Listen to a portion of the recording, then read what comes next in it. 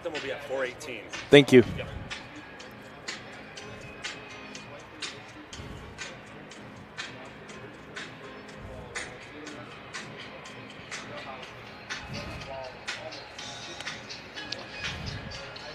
Good afternoon and welcome to Ford Field. Tom Mikowski along with Joe Sack as we call the action today for the Division 5 state finals. Joe, can you believe we're here already? I mean, crazy. I said early on, hey, Coach, ready for a 14-game season? And here we are, game 14, right? Let's show them, Joe. Let's show them your sheet that you printed off if you can find it.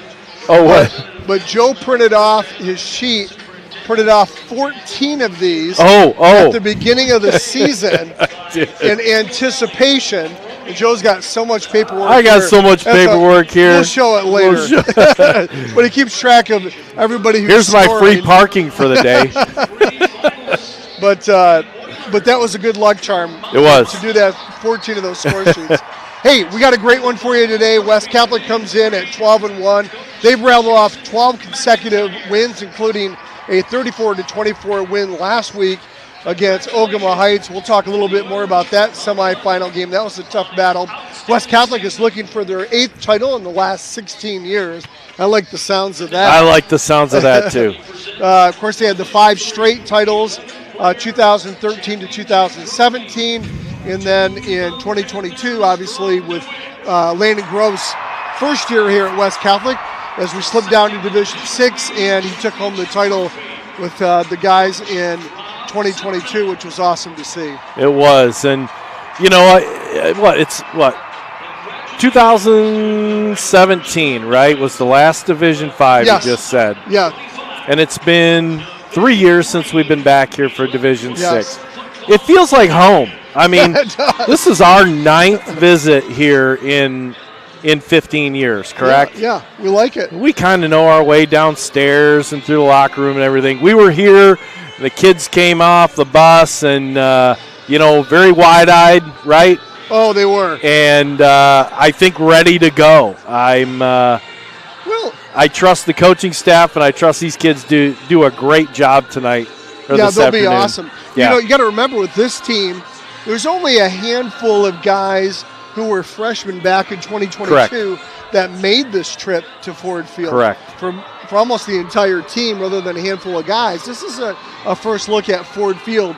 In fact, the coaching staff, Darren Smith, was telling us, we're going to get them out here. They were here early enough, get them out in the stands, take in the environment a little bit. Yeah. So, the first time they don't see the field is when they actually walk on the field. West Catholic will be facing Notre Dame Prep. West Catholic was number 4 going into the playoffs. Notre Dame Prep was number 3. Notre Dame Prep is 11-2. Had 2 early season losses. One of those was to Division 6 state champions, Jackson Lumen Christie. So when one of your losses come to a state champ already for this year, that's a pretty good resume, Joe. Yeah, it really is. And they're all about firepower, right? They've got a phenomenal quarterback, and they've got a slew of receivers that can catch the ball. They're all about airing this thing out, and it should be very interesting. Should be a big challenge to West Catholic's secondary, definitely. Some big receivers that are very able-bodied, and but I don't think they've seen anybody like West Catholic, especially with the physicality. Yeah, I don't think so either, and not somebody the size of Jacob Timmer. Jackson Lumen Christie's good, but I don't know if they've got somebody who's 6'7", 275, and we'll see Timmer on both sides of the ball today, offensively and defensively. He's been doing that in the playoffs.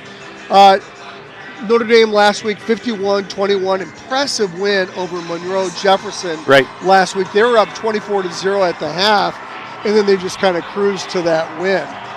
I mean, they really did. It was, their first half was fantastic. I mean, 87-yard touchdown, 47-yard touchdown, 25-yard touchdown. These guys air it out, and the receivers know what to do with the ball.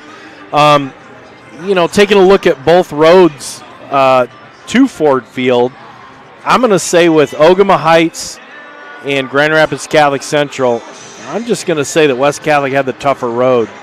Well, yeah. I mean, think there's no doubt about it, right? I mean, having to play the number one team in Division 5. Correct. And, you win by that 2-point conversion. Yes. And your defense stopped when they needed to on that 2-point conversion in overtime. I mean, that's about as hard as it gets. And, of course, with Ogama Heights, I mean, that game, it'll be interesting. It was good that this team had an extra day to heal. Right. Because that was a very tough physical battle. You had two running backs and Connor Lambert and Calvin Marshall that went 205 and 215 in the backfield. So defensively, that takes a little bit out of you when you hit those guys all game long. Oh, it was. And I was talking to Brett Makita just a few minutes ago, right. and he's doing the broadcast on 96.1.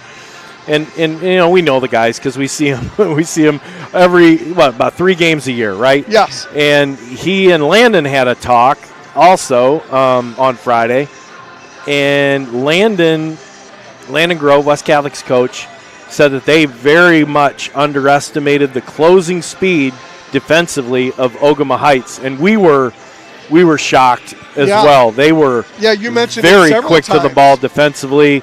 And I think that was quite an anomaly for West Catholic to have to deal with, and and it showed. I think the game wouldn't have been as close with a team that had just one step less, right? Right. But they did a phenomenal job, and Ogama Heights, hats off to them. They did a great job. They were exhausted after the game. Yeah, I remember Calvin Marshall had his hands on his hips in the late in the fourth quarter. Yeah. And, we were commenting that it seemed like there should be even more urgency when they're down by more than one score, so they needed to score quick. But those guys were absolutely exhausted. They were gassed, at the end of the game. They gave it their all. They left it all on the field.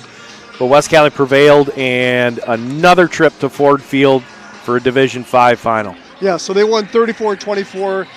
Lambert and Marshall both ended up with 77 yards. Ian Jones had himself a game, 181 yards and 3 touchdowns. And I think the difference, Joe, was, our special teams did pretty well when we needed to, but our defense forced 4 turnovers. They did. 3 interceptions, and they put the ball on the carpet once. Yeah. You can't ask much more of your defense to give you those turnovers, and really that was the difference in the game, I'm going to say. Yeah, it really was. And defensively, we'll talk more about the offense, but Olszewski and Abram both had great games offensively, but defensively as well. Olszewski led the team in tackles with 13 tackles.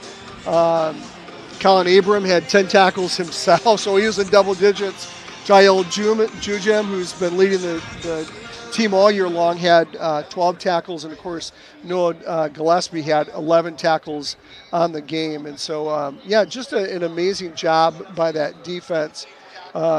Real physical. Jael Jujem has 118 tackles on the year. We look at Olszewski's right behind him with 106 tackles. Abrams right behind him with 99 tackles. So in a game as physical as Ogama Heights, when you got guys like Olszewski and Abram especially playing both ways, you need an extra day that we're getting. It's good that we're playing late on a Sunday rather than playing on Friday night. Yeah, in West Catholic, they had a couple of injuries too, right? Just being cleared for today's game, Christian Patterson. Yes. Right? We spoke with his mother, right? His mom, Diane, on the concourse earlier, and she's very happy that he's been cleared to play today, and he's going to give it his all, and he'd be a glaring miss if he were not able to play.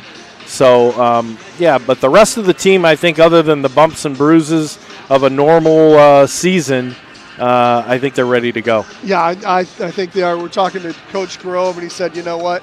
Yeah, look, took it on the chin a little bit with a couple of little injuries that happened during the Ogama Heights game, but everybody is ready to go.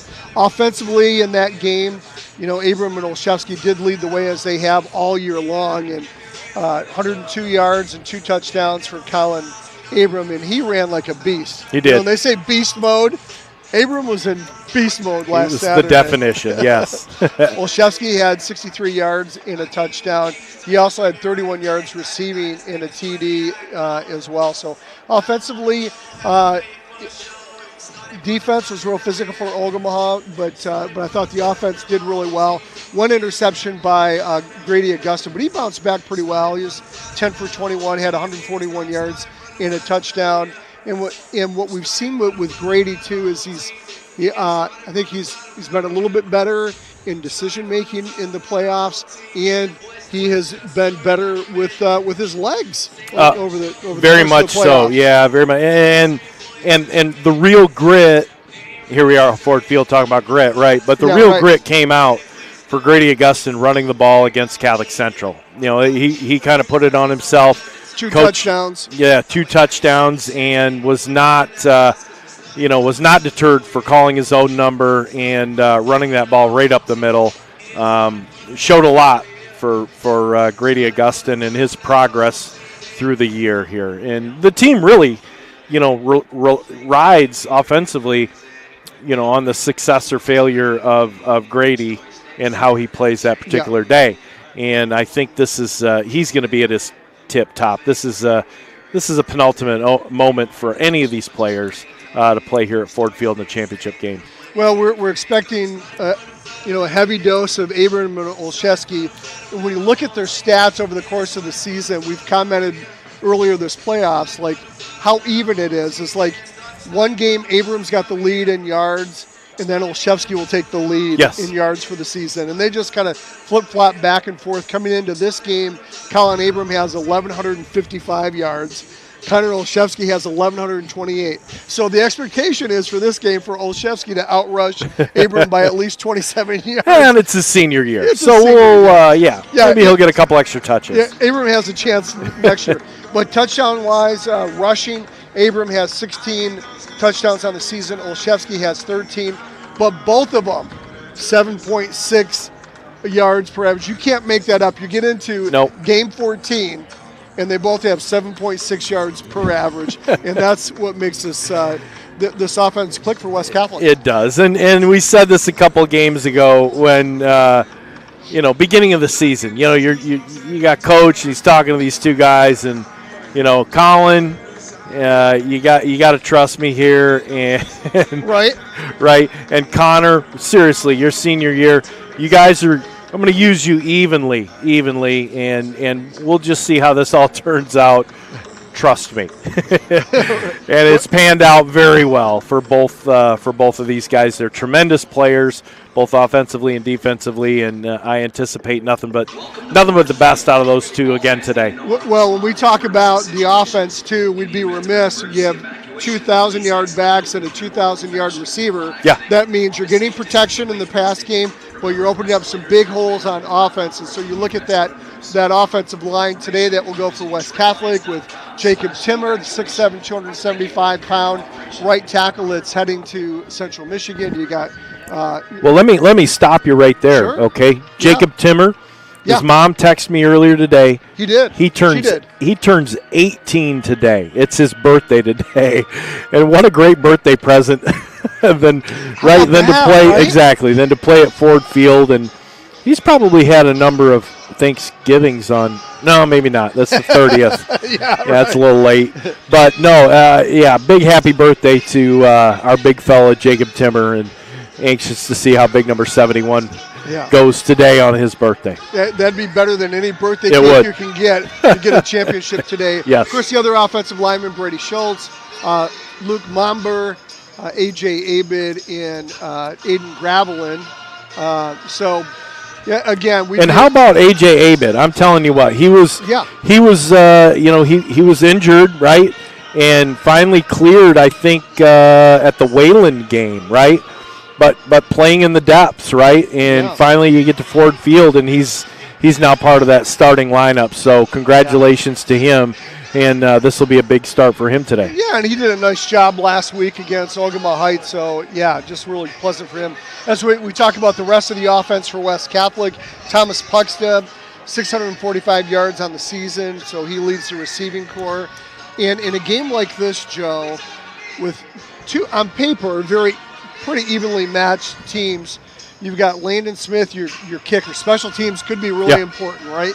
So you're hoping for a guy like maybe Olszewski maybe to break a run, or an Owen Hunter or something on the special teams. But you look at Landon Smith, 8 for 12 from field goals. He kicked a 47-yarder last week at Ogama, his season high. Yeah. So we know he's got a great leg. You're indoors here at Ford Field. Right. If it comes to the end of the game and it comes to a 40 or 45-yard, 50-yard field goal, I think Landon Grove's got confidence that this kid can get it done. I would think so. I mean, and I look down at the goalpost. It looks like they've changed them out for the high school width, right?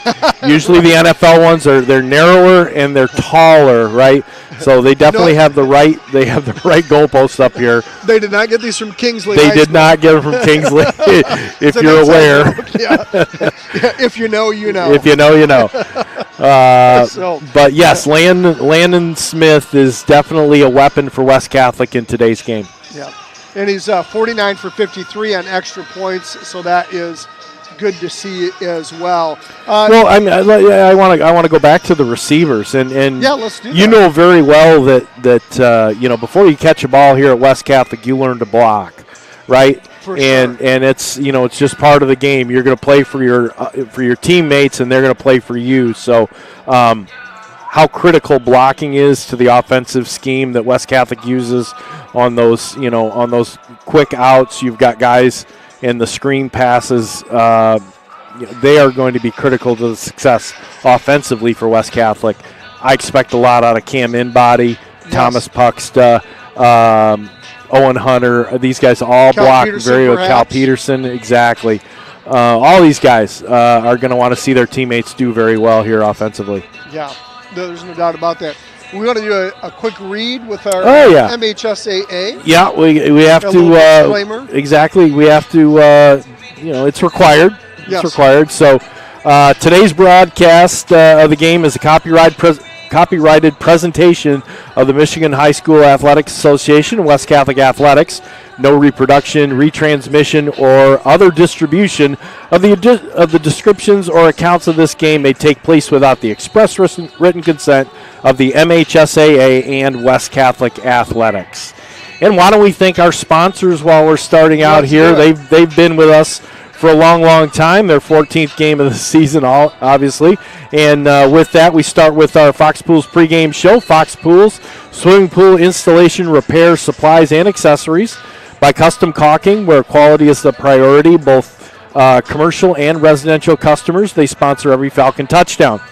By West End Body, the West Side's best collision repair, sponsoring our West End Body halftime show.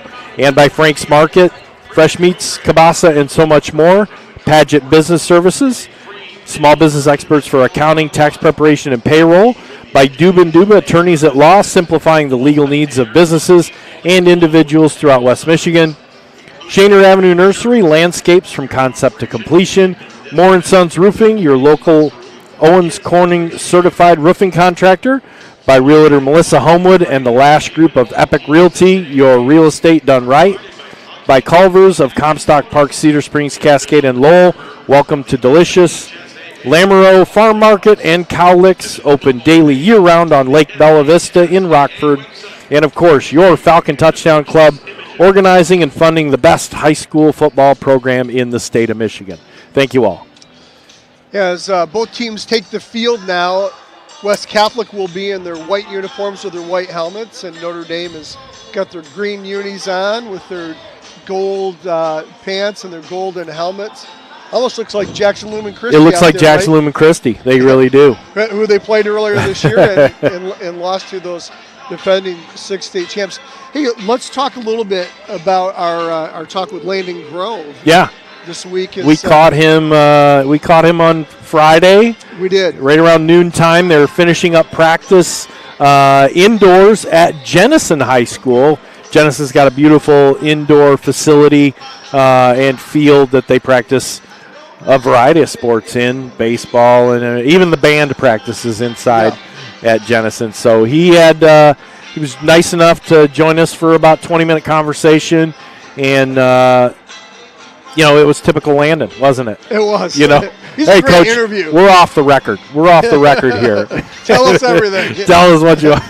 But no, he's in the preparation. And before we start this, it's interesting. You and I both listened to a great interview with the Pontiac Notre Dame Prep head coach Pat Fox. Right. Pat Fox. He is a Michigan Football Coaches Association Hall of Famer. He was put in 2017, and they had a great 20 or 25 minutes with this guy, and he is so much fun and all football. But the point I want to bring up is these coaching circles, right? Yes. These guys, they run in groups, and Landon Grove has got a group of mentors which are phenomenal, really. I would say Pete Sturzma, Tony Anise, Dan Roan. These are all guys that are on speed dial on his phone. They are, and they talk all the time. They talk to him all the time, and then Coach Pat Fox, he's part of the Ralph Munger group, and there's a circle of coaches there. They don't intermingle that much. Right. They really don't. They hold to their own. But interestingly, that Coach had conversations with specifically Coach Sturzma over at Hope College, and about what to do, what to prep, and all that. And also, Coach Fox said the same thing. If there was a different way to do it, how are you going to prepare differently for a championship game? And if it's not broken and it's working right now, why would you change it? Yes. Right? Yes. So West Catholic went through, other than having a day, where you had a turkey day and you had a couple indoor practices, one at Jenison and one at Aquinas, right? Yes. You do everything the same. You make it feel the same because kids rely on consistency, right? Yeah, you don't want to get their head rattled with all this No. new stuff. Hey, let's put in like 12 plays that we haven't run all year. We've never run. Because we want this element of surprise. They'd rather do what they've been doing, like you said, and be consistent with it and just execute. Exactly. I mean, every play on offense is meant to go for a touchdown if it's executed perfectly. It really is, and it's a thing where it's the little details, it's the small details. I see down in the field they're having the coin toss, so let's take a look at West Catholic is elected to receive, and that would mean that Pontiac Notre Dame Prep has won the toss. They elect to defer for the kickoff of the second half. So West Catholic will get the ball on offense first. Yeah. But back to and we're about 20 minutes from kickoff, so we got on 5 minutes late today because the DeWitt game was a very, very high-scoring game where DeWitt scored 40 points in the first half and just cruised to a win. But they got started late. It was a high-scoring game, and so that went a little bit late, and it just caused us to go on air just a little bit later than what we anticipated today. Yeah. Back to our point, right? Yes. With Coach. So he shared with us some of the injury reports, right? What else did he talk about? Yeah, well, one of the things he talked about was Notre Dame Prep in terms of what they do and what they remind him of, right? And he said Notre Dame reminds him of the team we had a couple years ago. Remember when we broke all the scoring records at West Catholic? He said this Notre Dame team is a lot like that. They're very balanced, both throwing the ball and running the ball. I mean, they can do either one. Now, of course, they've got a 6'5" quarterback in Sam Snow, who's an all-stater from last year, his junior year. For all intents and purposes, probably going to be an all-stater again this year. And so they've got to contain that passing game for sure. But so many things that they do remind him of a couple years ago.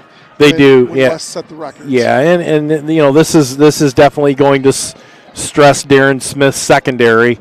The defensive backfield is going to have to be in big coverage, and they've got big receivers, big and fast, and 6'4", 6'3". Yeah. Didn't look like it in the hallway, though.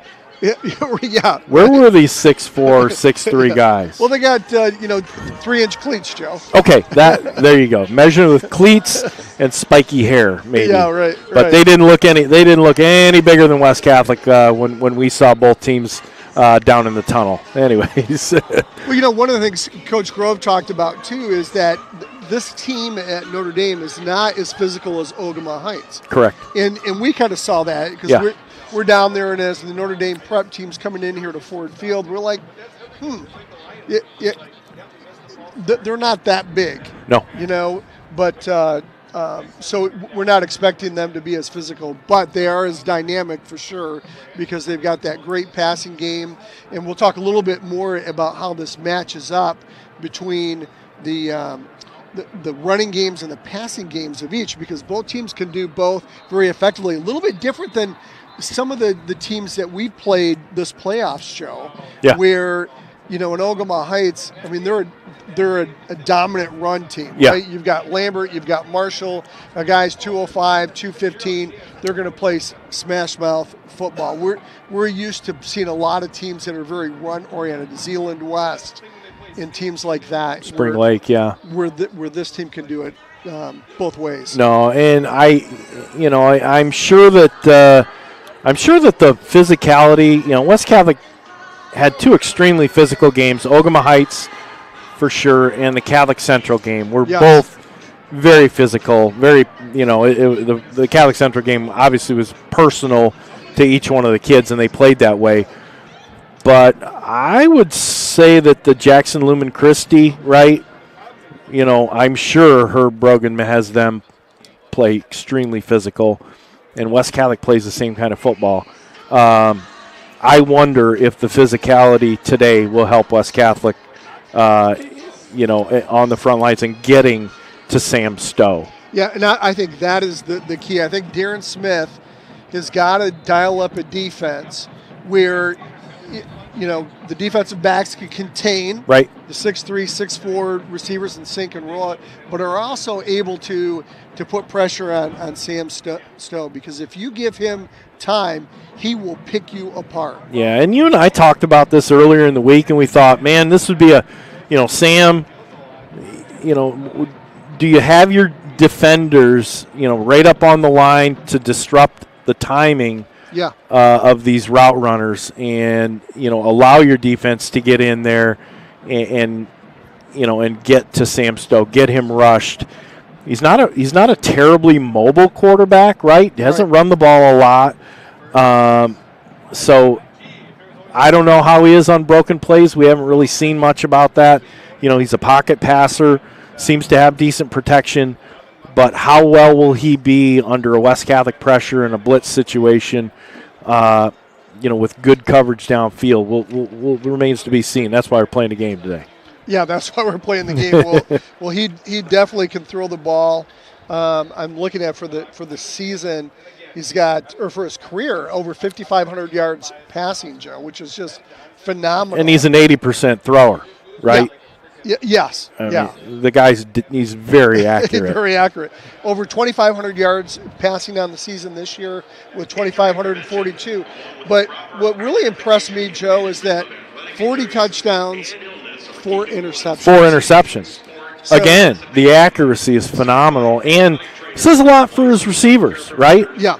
I'm sure there's been instances where they have to play defender, trying to catch their own ball, right? There has to be. So again, the size and whatnot, and these are seniors, right? They're predominantly seniors. They start 21 seniors and one sophomore. So these guys have been here before, and they're defending state champions, right? Yeah. They know what they have to do, and I think that's an upper hand for them. Definitely the senior-laden staff, right? Yeah, and you think about the quality, too. Not only have they been here, but, you talk about the receiver, 6'4", 6'3". It's not they just have height and athletic. These are, Division I prospect in Brody Sink. Yes. He's signed on to go with Miami of Ohio. Yep.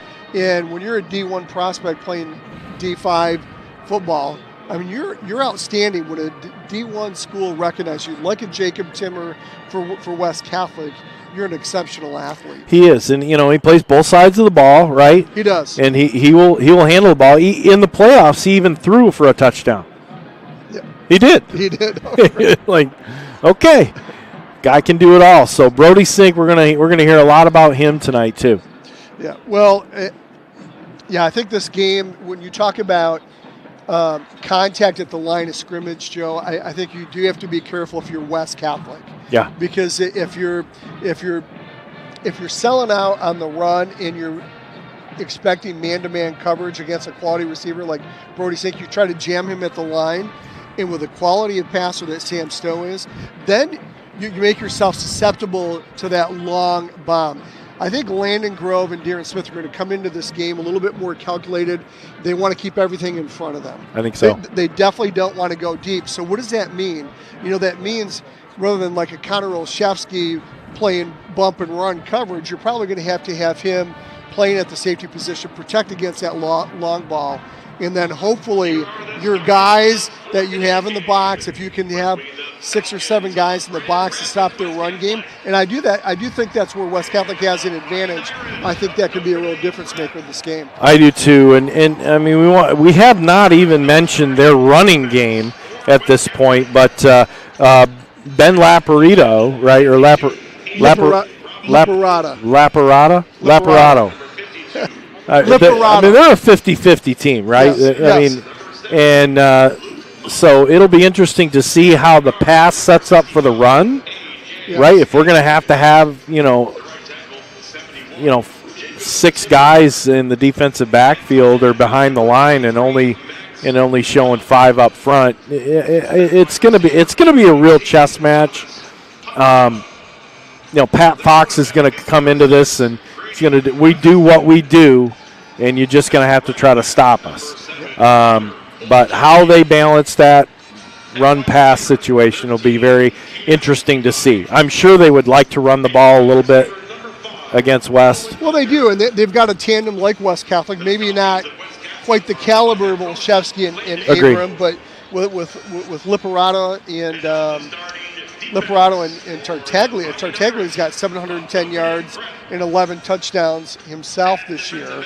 So now these aren't big kids. You look at Liparado, he's 5'9", 160. Yeah. So not a lot of size. Not like Connor Olszewski, who goes 5'11", 6 foot, 195, or like a Colin Abram, who, he's good 5'11" as well, and probably about 190. So both those guys are a little bit more punishing in their running style than maybe a Liparado. But he's a very shifty little runner. He reminds us a lot of Catholic Central's running back.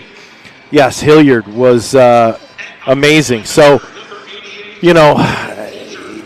and that's something that Landon talked about too, was he's a runner that we're going to have to pay attention to. His shiftiness and his speed, and he compared him to Hilliard. So they just said his name, Liparado. It's spelled 2 different ways here today in our in our notes, so we don't. But it's Liparado. Yeah. Should we go on and talk about a little bit of the Fighting Irish of Pontiac Notre Dame Prep, of course. 11-2 overall, right? 7-2 in the regular season, and head coach Pat Fox, 12th season with the Fighting Irish. He went to Frankenmuth, right? Yes. And had to beat Frankenmuth to get to the finals here. So playing against his alma mater. Coach Fox is 89-36 overall to date. He is, again, we mentioned this earlier, Michigan High School Football Coach Association Hall of Famer, put in 2019. And, again, they are the 2024 Division V state champions, beating Frankenmuth. Again, he had to beat his alma mater, and they won last year 42-7. How fun is that? I'm going to hopefully get a taste of that next year when West Catholic will be playing my alma mater, Traverse City St. Francis, which I'm super excited about. They'll be coming down to West Catholic, and then the following year we'll go up to Traverse City. A nice little home and home, It'll be fun, right? Calling a game at Thurlby Field, man. I love it. Right? You played there? I got a broadcast for at least 2 more years to make it happen. Exactly. So the season started out with Detroit Central for Pontiac Notre Dame Prep. They won that 55-0. Just picking up where they left off. But then they faced Jackson Lumen Christi, second game of the year. Jackson Lumen Christi, of course, winning Friday evening. Friday evening. A couple of people were calling it the Herb Brogan Invitational, Division 6. Anyways, they lost to them 54-34, and they played that one at Jackson Lumen Christi. And then Gibraltar Carlson, which is where Landon Grove started his coaching experience, they ended up. Oh, hey, look who's here, everybody. It's huge. It's the huge. Hey, buddy. Yeah, I think I can help you out. We are live on the air, man. But you know about that. West Catholic by 7 says huge. I don't have the plug-in for it, but if you can find one, look at who stops in on us, man. Love it. All right, West Catholic by 7, according to Huge. Is that not going to work? You never know who's going to hop in the booth. All right, man. Thanks, brother. All right. Oh, man. We saw Bill down on the field earlier, you know. He comes and finds us. He likes to find his way on the air, no matter where he is. No matter where he is. Yeah. Oh, gosh, that's great. So back to Gibraltar Carlson. They were 9-0. They lost in the regionals this year. But that is Landon Grove's first stomping ground for coaching. Yes. Did well. Did a nice turnaround on that program. In Indiana, he went to Gibraltar Carlson before he came to West Catholic. And Pontiac Notre Dame Prep lost there 42-21, right? So they start the season off 1 win and 2 losses. And right then you gotta figure out who they are. You know, Pat Fox said this in his interview. He goes, It was at that point we sat there and go, well, who the heck are we? You're right. Who the heck are we? And they responded. They responded, beating Waterford Mott 53-19. Then went on to Country Day 41-26, and then they started a really a nice string. But Oak Park was the next game there, and I got a big question mark there because it was a 1-point win against a 4-5 team. So I don't know if they're still trying to figure out who they were, but a 1-point win there, and that's a head scratcher for us. We want to try to figure out what that was all about. Injuries that played a part in that, we don't know. Exactly. Traverse City St. Francis, of course, Tom's alma mater there, 63-38. I think they found out who they were in that game. Over 100 points put up, and you know what? It's payback time for that. That's payback time. Marine City was the next game. They played that one at home. Marine City, another playoff team, beat them 21-12. I've got that one circled and a question mark. That was a little bit of a close game there against the 6-3 team. And then they wrapped up the regular season coming all the way over to Hudsonville, playing at Eagle Stadium there against an 8-1 Hudsonville Unity Christian who played in the finals, right? Did. Played in the finals, lost. They lost to who did they lose to? Oh, I'm sorry. Dearborn Divine Child. Divine Child, who had been back since for 40 years. Aiden Hutchinson's alma mater against Isaac Tesla's alma mater. And they had a neat what was it? The D Zone had the old interview with Aiden Hutchinson as a senior. Oh. And he looks like a kid, man. He looks like a kid. How much has changed since then? Came to Hudsonville Unity Christian and beat them 34-25. And that's one where you go, okay, they're good. Yeah. Pontiac Notre Dame Prep's for real. If they're going to come here and they're going to beat a Unity Christian team who was phenomenal. Oh, yeah, they're playing up. Pitching their only loss of the year. Yeah, you're playing up and you're playing a team that came to the finals. Yes. So a lot to be stated from that game right there. Then the playoffs started on Halloween, played Hazel Park. Big 59-0 win there. Then they played Detroit Denby. They're an 8-3 team, 49-0 there. Frankenmuth was 12-2 at the time. 11-1 there. A big rematch of the Division 5 2024 game, winning there 42-28. And then Monroe Jefferson 51-21. They went on an absolute scoring tear. A tear in the playoffs. I mean, they've averaged 42 points during the regular season. They averaged 50 in the playoffs. Got to find a way to slow them down. Really do. So season-wise, comparing the two teams, West Catholic and Notre Dame Prep. Regular season points for, points against. West Catholic 433 points on offense to Notre Dame Prep's 543. So Notre Dame Prep has got a 110-point edge there in the regular season. Points against, West Catholic 208, stingy 208 to Notre Dame Prep's 284.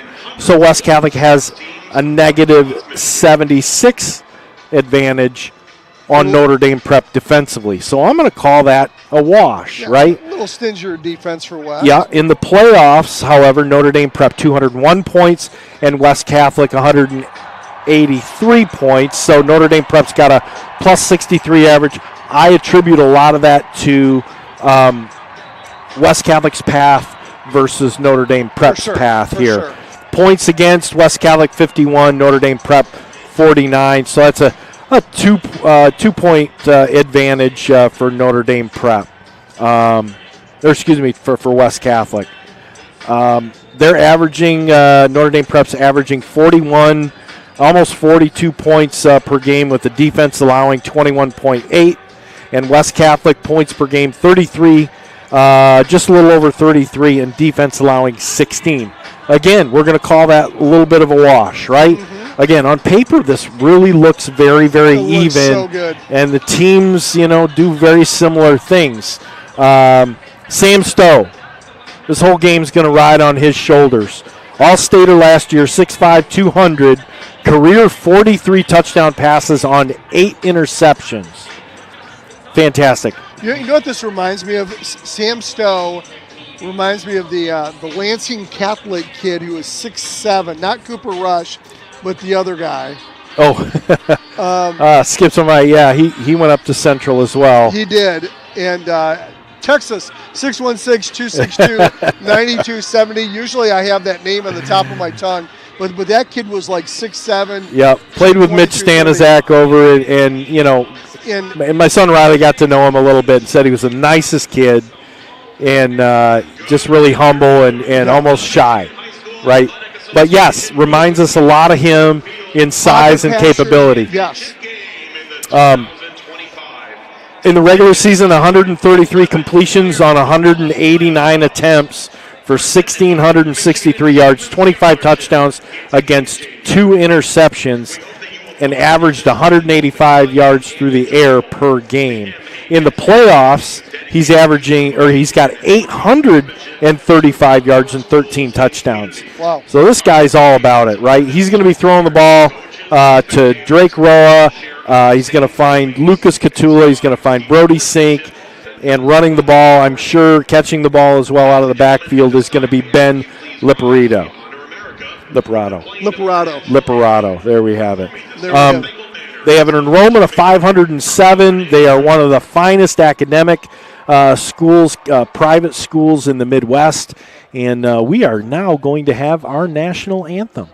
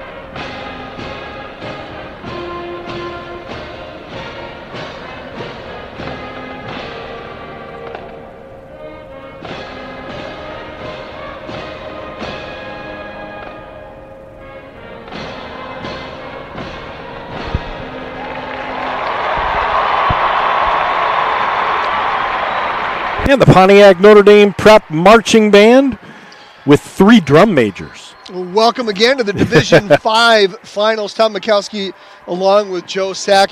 Joe, we're supposed to be in the Lions' Den, but I feel like we're in the Eagles' nest because we are eight stories up. Yeah, 8 stories up. Yeah, it's So we're a little ways from the field, but you can definitely see all the action. But I did bring my binoculars. Good. Just in case. So what's the key to the game, Joe, for West? I think for West, and you and I have to agree on this, is they need to get off to a fast start so the offense can play downhill. I think an early lead and getting the ball here first on the kickoff for West to start the game out on offense is going to spell out really quite a bit on how this offense is going to roll today. Defensively, I mean, you got to cover some big receivers. You got to be a ball hawk because the ball is going to be in the air a lot. And I think this defense unit under Darren Smith is going to be ready for that. Yeah, I think the key to the game is pressure on Sam Stowe. If you can force him into a couple turnovers, I think that is the key to the game. Get the pressure on Sam Stowe, make him uncomfortable, force a couple, hopefully, interceptions, and then I think West Catholic will be in a good spot. Notre Dame is lining up. And remember, we can only do audio broadcasts only. It's MHSAA rules. If you want to sync up audio and our audio with the visual, NFHS it's network worked. Has a subscription John package. Connell did it. Anybody could do it. Anybody can do it. So, again, Tom Mikowski along with Joe Sack as we call this 2025 MHSAA Division 5 State Final. Thanks for joining us today. And Notre Dame will kick left to right on your radio dial. Again, they're in their green jersey tops, the gold numbers, gold helmets, gold pants. West Catholic is all white. Got the green stripes down the side of their pant leg and the white helmets. Here goes end over end kick. Deep kick will be fielded at the 10, up to the 20, 25-yard line. Goes West Catholic up to the 27. So decent job by Cal Peterson. And that's where West Catholic will get started. We expect a great one today. Anthony Tartaglia there with the tackle for Notre Dame Prep. So out to the 27-yard line goes West Catholic, and they're going to get a good start here. Nice thing is we're a long ways from the field. We got a couple television sets here. Augustin's going to go shotgun formation to start. Slot left is Wildman. Off to the right is Olszewski. He's going to pass on first down, steps up in the pocket. He'll roll left. He's got a receiver here on the near side. He overthrows him. Looking for Thomas Puxta, the junior wide receiver, and he overthrows him on first down, so it'll be second down and 10. Again, West Catholic has an edge in rushing over the course of the season of about 800 yards.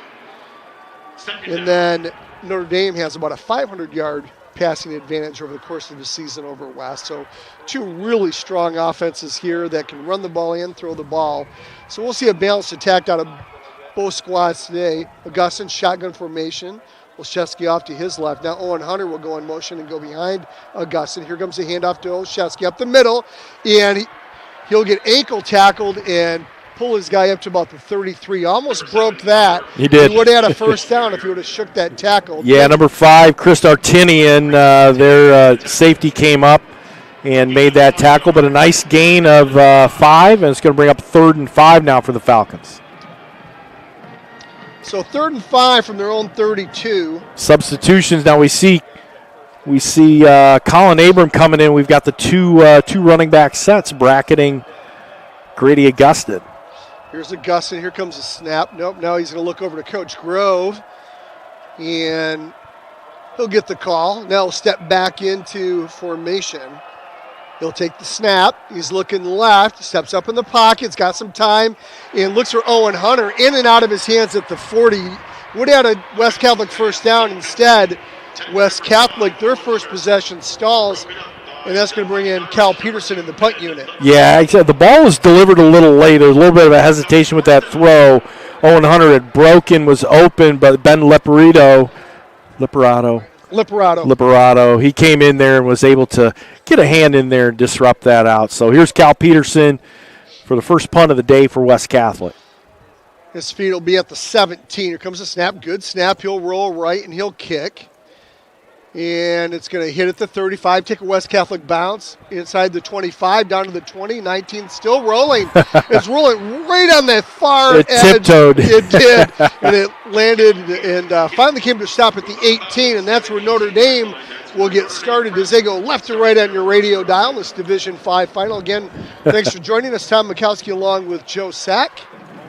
Glad you're with us today. Audio only from us. NFHS has the stream if you want to get the video to go along with our audio and match us up if you would like to do that. So this is our first look at the Notre Dame offense, and Sam Stowe, 6'5", 200-pound quarterback. He's an all-stater. He's in shotgun formation, one left, one right. He'll hand it up the middle. Nowhere going. That's Liperato, 5'9", 160-pound senior. As Joe mentioned in the pregame, only a 1-yard gain there. Joe mentioned 21 seniors and a sophomore. So this is a very senior-laden team. Trips White stacked up on the near side here to the right. Liperato stays in there. Here goes Stowe. He's got a receiver here. Easy pitch and catch. Breaks the tackle. Still on his feet at the 40. And going out at the 44. Let's see. I think that's number 8. I think that's Lucas Catula. It is. He's the tight end. 6'2", 205-pounder. And easy pitch and catch. And first down for Prep. One left, two right now. In the gun. Hand up the middle again to Liperato. And he tries to fight his way. And again, only 160 pounds. In West Catholic last game, they were used to Marshall and Lambert for Ogama Heights at 205 and 215. A little easier to go down when you're tackling 160. Well, but you can't judge a book by its cover, can you? Well, no. I remember you as a very powerful runner back in the day. And that was 160. What do you know? Here goes the handoff to Liperato. Right up the middle. And West Catholic's going to hold maybe a 1-yard gain. He's still on his feet. They never blew the whistle. Boy, It was like a scrum, and they didn't blow the whistle, so he picked up a few extra yards. He's up to midfield. Going to bring up third down and 3 now for Prep. So nice gain of 4 there. Yeah. Don't judge a book by its cover. No. And if you're in defense for West, don't let go. You got to hold on until he's down. So Stowe will look over, and he'll get the call. He backs up shotgun formation. Liperato off to his right, 2 wide left. Here goes Stowe. He's going to step up in the pocket. He's going to go deep, looking deep. He's got a receiver there, and he overthrows. He had Brody Sink, the all-stater at the 10-yard line, who is signed with Miami of Ohio. So he overthrows him. He's going to bring up 4th and 3. Now are they going to play the defensive game here, Joe, and punt and try to get West Catholic pinned deep? Or do we watch out for the fake? It's only 4th and 3 at midfield. Yeah, midfield. West Catholic's only going to send 1 deep. They're watching for it.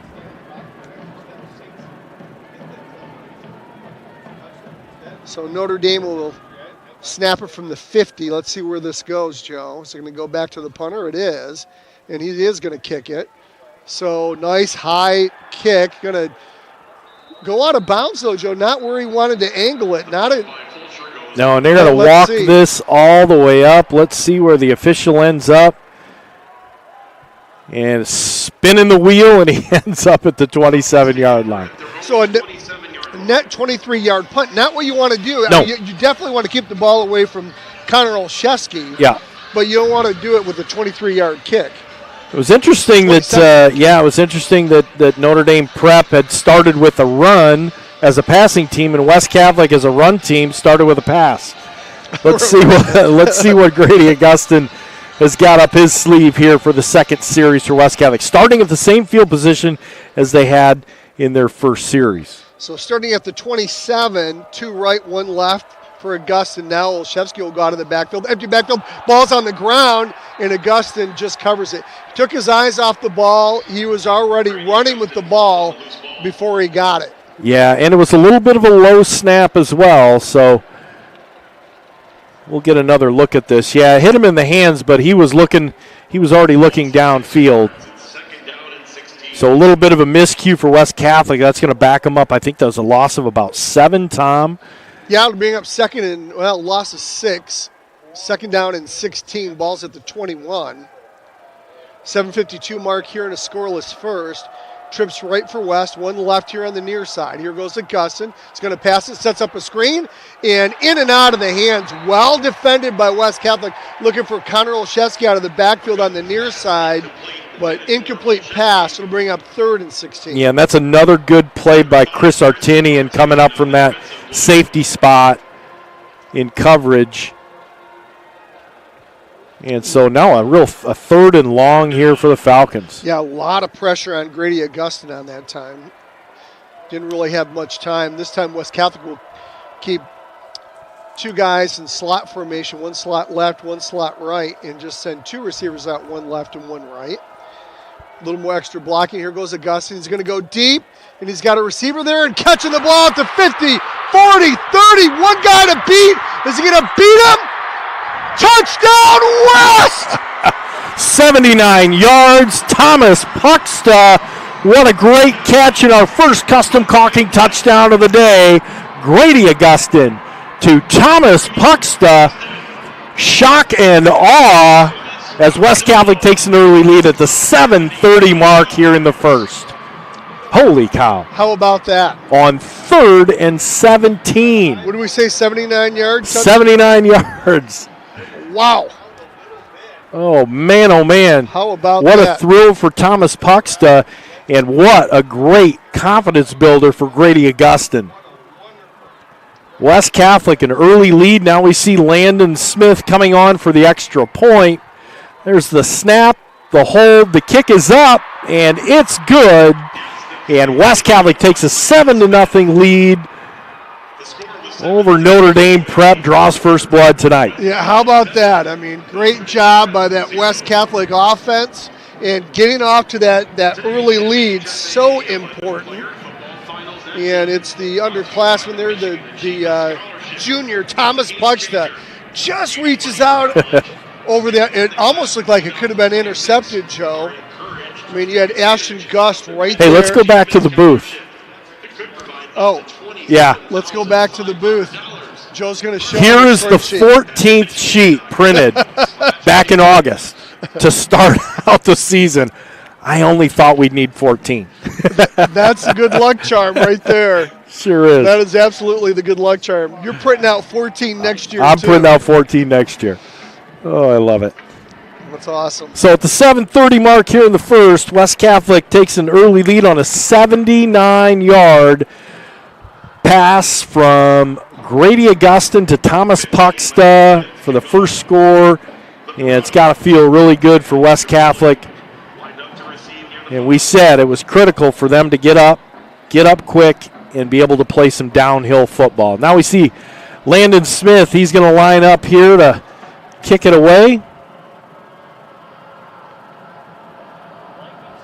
Here's the run up and the kick. It's a long one to the near sideline and caught it about the 13-yard line. Almost looked like he stepped out of bounds, Tom. Yeah, but I'm kind of surprised he didn't let it go out of bounds. Right, and that was number 6, I think. That was sophomore Ross Chirofley.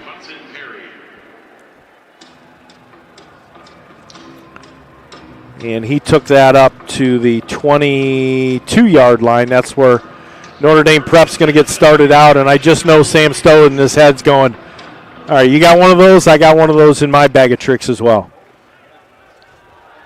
So here goes Stowe. Ball's going to be at the 22 for Notre Dame Prep. West Catholic leads 7-0.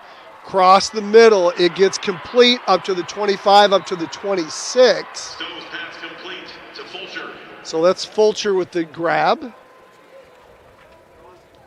So we'll pick up a 4 on the play. 2nd down and 6 for the Fighting Irish. Gain of 4, 2nd and 6. And they're gonna go quick here, Joe. Again, Stowe going to stick in shotgun formation. Liparato's off to his right. He's going to quick pitch it over to the right and getting up there to the 31, really close to a first down. And actually that's number 44, Anthony Tartaglia, So he's a 5'9", 185-pound senior. He's had 710 yards rushing and 10 touchdowns on the year. It's going to be just enough for the first down. So Notre Dame going left to right on your radio dial from the 32. Fake handoff. Here goes the jet sweep over here on the near side and getting kicked out of bounds at the 35 is going to be number 2, Liperato. He was kicked out of bounds there by Cam Inbody. A little bit of trickery. Actually, they kind of faked the reverse pitch as well. So nice job, West Catholic staying at home. Yep. Bring up 2nd and 5 on the 5-yard play. Empty backfield now for Stowe. Now Tartaglia will go and meet him. He'll get the ball up the middle. He's got some room to run. He's moving a pile from the 39 to the 41. He'll be just 1 yard shy of a first.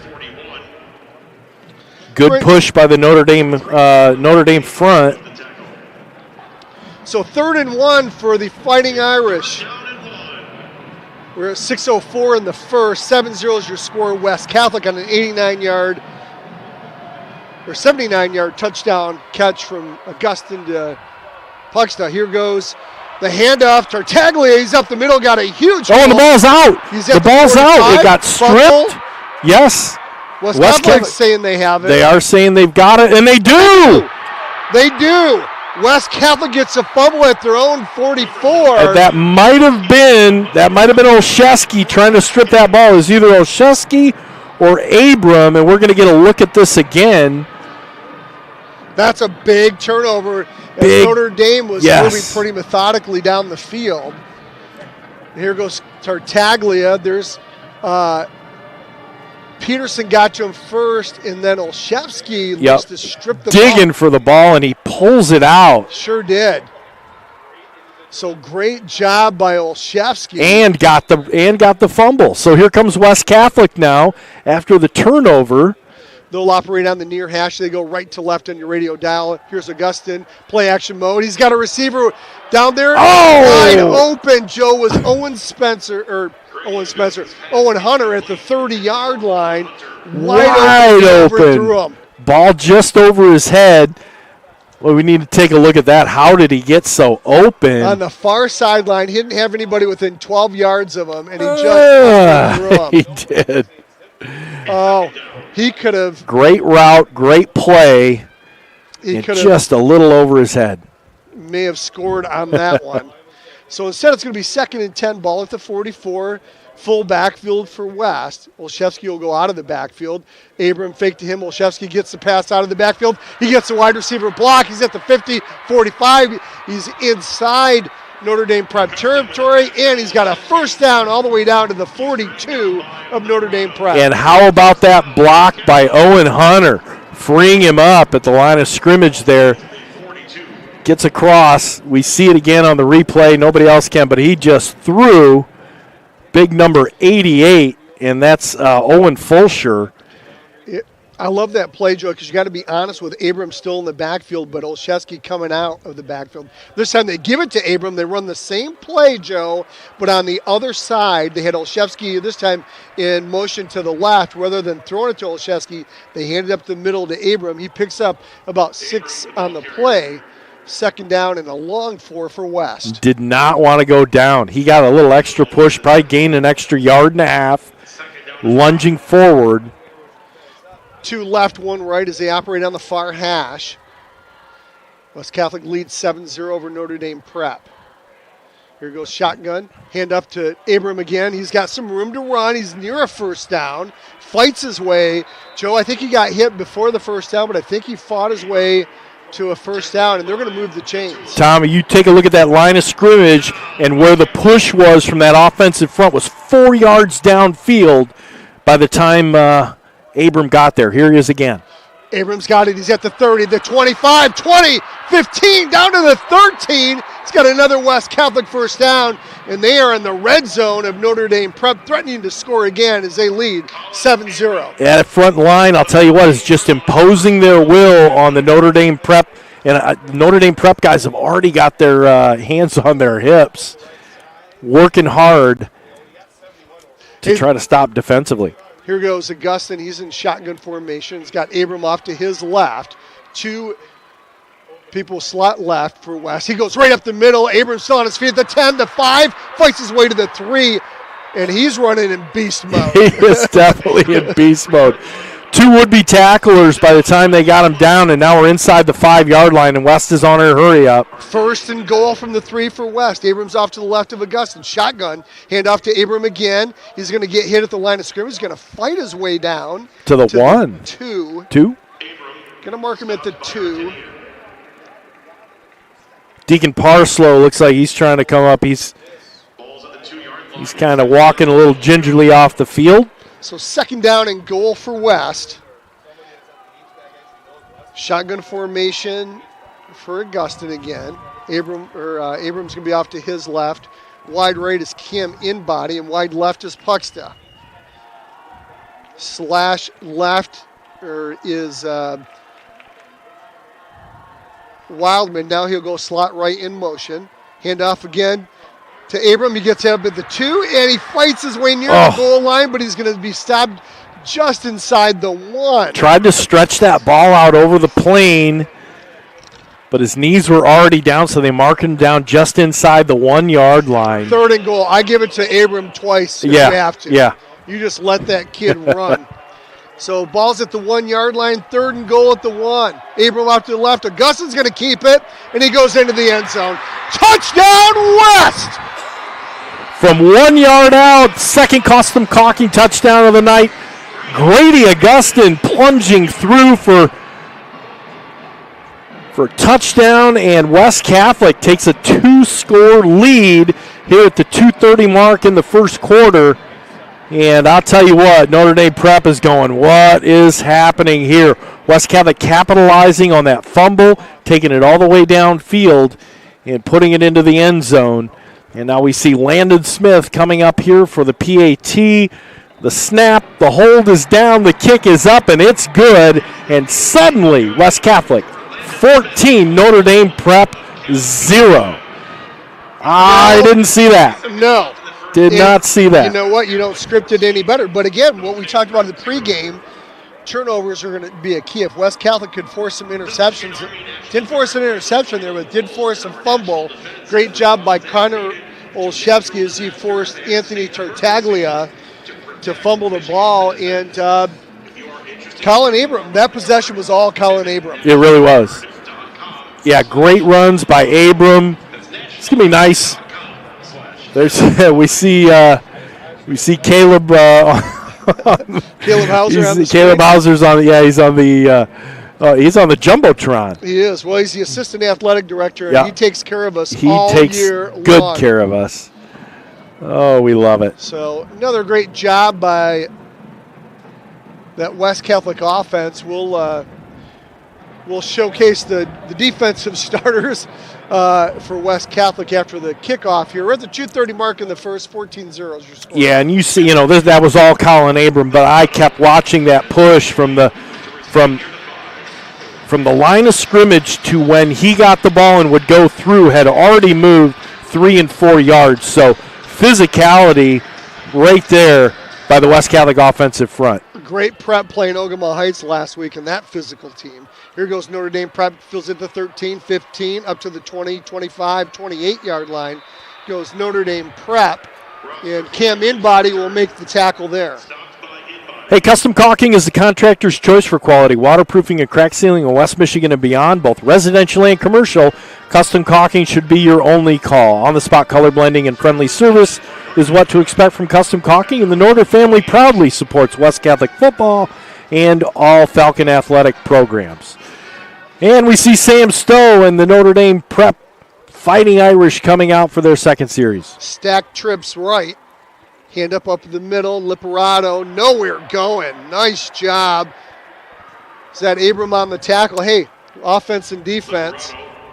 Stopped by 44, Christian Patterson in on the tackle too. Good to see Christian Patterson back after having the week off last week. Yeah, Stowe goes shotgun formation. He'll send one left this time, 2 close right. Here goes Stowe, looking in the middle. It's got a receiver there at the 33. Just a little button hook, Joe. Easy pitch and catch for Notre Dame. Pick up of about 6 on the play. Noah Gillespie in on the tackle there. Big bang, bringing him down right at the point of contact. Going to bring up a 3rd and 4 for the Irish.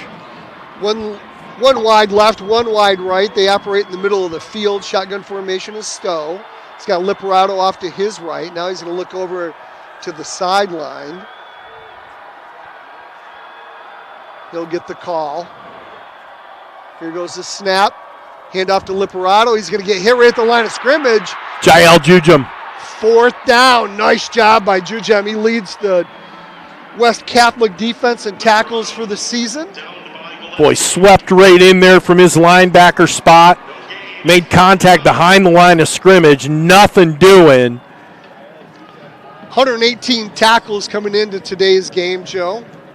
Hey, we want to thank Richard Woodruff for letting us know it was Tony Poljan. Tony Poljan. Yeah, who nice was kid. At Lansing Catholic, who was a big kid, like 6'5", 6'7", and Sam Stowe 6'5". West Catholic, good pressure. And short kick, Olszewski will come up to the 38, fair catch it, and they'll have good field position. So again, 14-0 is your score. We're at the 32-second mark, 14-0 West Catholic over Notre Dame Prep. Hey, Fox Pool is located on Alpine Avenue between 6 and 7 Mile roads. Fox Pool is West Michigan's best source for both in-ground and above-ground pools, featuring a full-service showroom with chemicals, supplies, and accessories, offering annual closing and opening services, as well as repairs and installations. Fox Pools does it right. And here comes West Catholic. I want to give a shout out to that great defense there of West. Another good stop. Here goes a handoff to Olszewski over the right side. He's got room to run over the edge as he breaks contain and gets near a 1st down. He's got a 1st down at the 49. Brought down by Brody Sink there, the Miami of Ohio commit. As we look at the West Catholic starting offense again.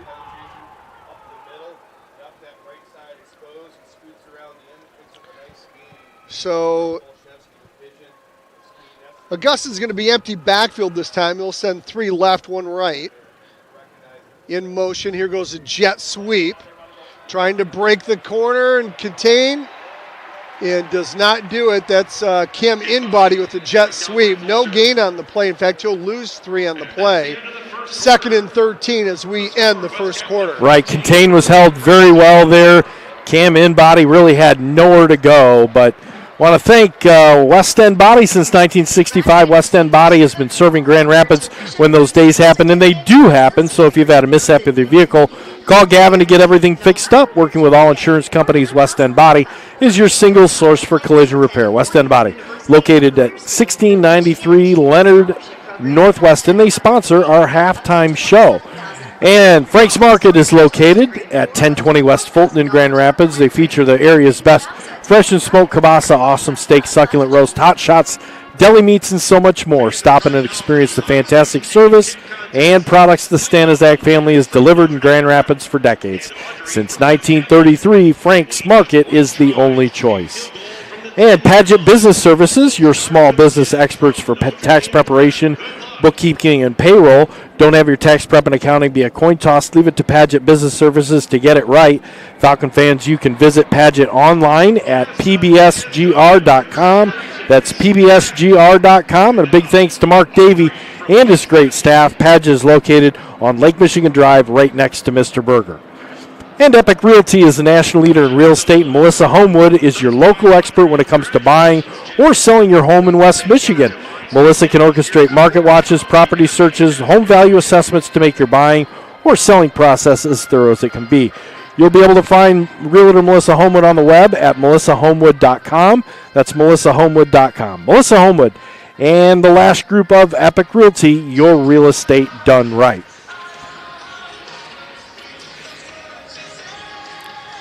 Town was quite a first quarter of play as both teams are back on the field, but we've got the red hat out there, which means they're waiting for the NFHS TV crew to be ready. And Landon Grove is out there talking with the guys right now at the 35-yard line, getting things set up.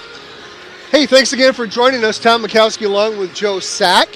And give us a shout-out, 616-262-9270. 616-262-9270. Let us know you're out there listening. Again, it's audio only due to MHSAA rules, but if you want to see the video, you can go and stream NFHS, get that network, and listen to us audio. Sync us up. Yeah, I want to say hi to Sue Timmer, Jacob Timmer's mom. Yeah. She's listening. She's here also, and it's Jacob Timmer's 18th birthday. So big happy birthday to 71. He's a great guy. And we say keep it up, and that offensive line is looking great today. And Tony and Mary Lynn Arbanis, they're listening from Byron Center. They wanted to be here, but the darn weather, and it was a little bit of a trick getting out it was getting out there. I drove down from Traverse City. It took me 5 hours. That trip across from Traverse City to Grayling on 72 was a little treacherous this morning, but got better and better as we got closer to Detroit, which was nice. Here goes Owen Hunter in motion as West Catholic goes left to right on your radio dial here in the second. Handoff to Abram. He's got a lot of room to run. He's at the 40, 30. He's got one guy to beat. 20, 10. He gets wrestled down from behind at the 5. It's going to be first and goal for West. Oh, man. What a run. First and goal from the 2. That was, let's see, trying to figure out where that was, Tom. I think it was at the 42-yard line and down to the 3. Down to the 3. So about a 60-yarder. How about that? So the junior running back, he'll take a breather. Here goes Olszewski. Augustin will keep the ball. He'll fall forward to the 3. And so no pickup on the play by Augustin as he fouls an Olszewski block. I'll tell you what, at the goal line, you hand it off to number 7, I think, right now. Yeah, I think you do too, or you bring Abram back. But one wide left, one wide right, second goal from the 3. Olszewski off to the left. Augustin's going to keep it again. He'll get hit at the line of scrimmage. Nowhere going there. It's second down and goal for West. I think you bring in Abram and you say, you know what, let's get this done. So we got some substitutions. Goal. Yeah, Cam Inbody. Now take a look. They're lining up in a single file line to set up. A little bit of a surprise. Here goes Augustus. Going to hand it off to Olszewski here on the right side. Student body right. Touchdown West. Connor Olszewski from 3 yards out. Custom caulking touchdown number 3. This time going to Connor Olszewski from 3 yards out. And who did he follow? Big Jacob Timmer. Big Jacob Timmer. Happy birthday, buddy.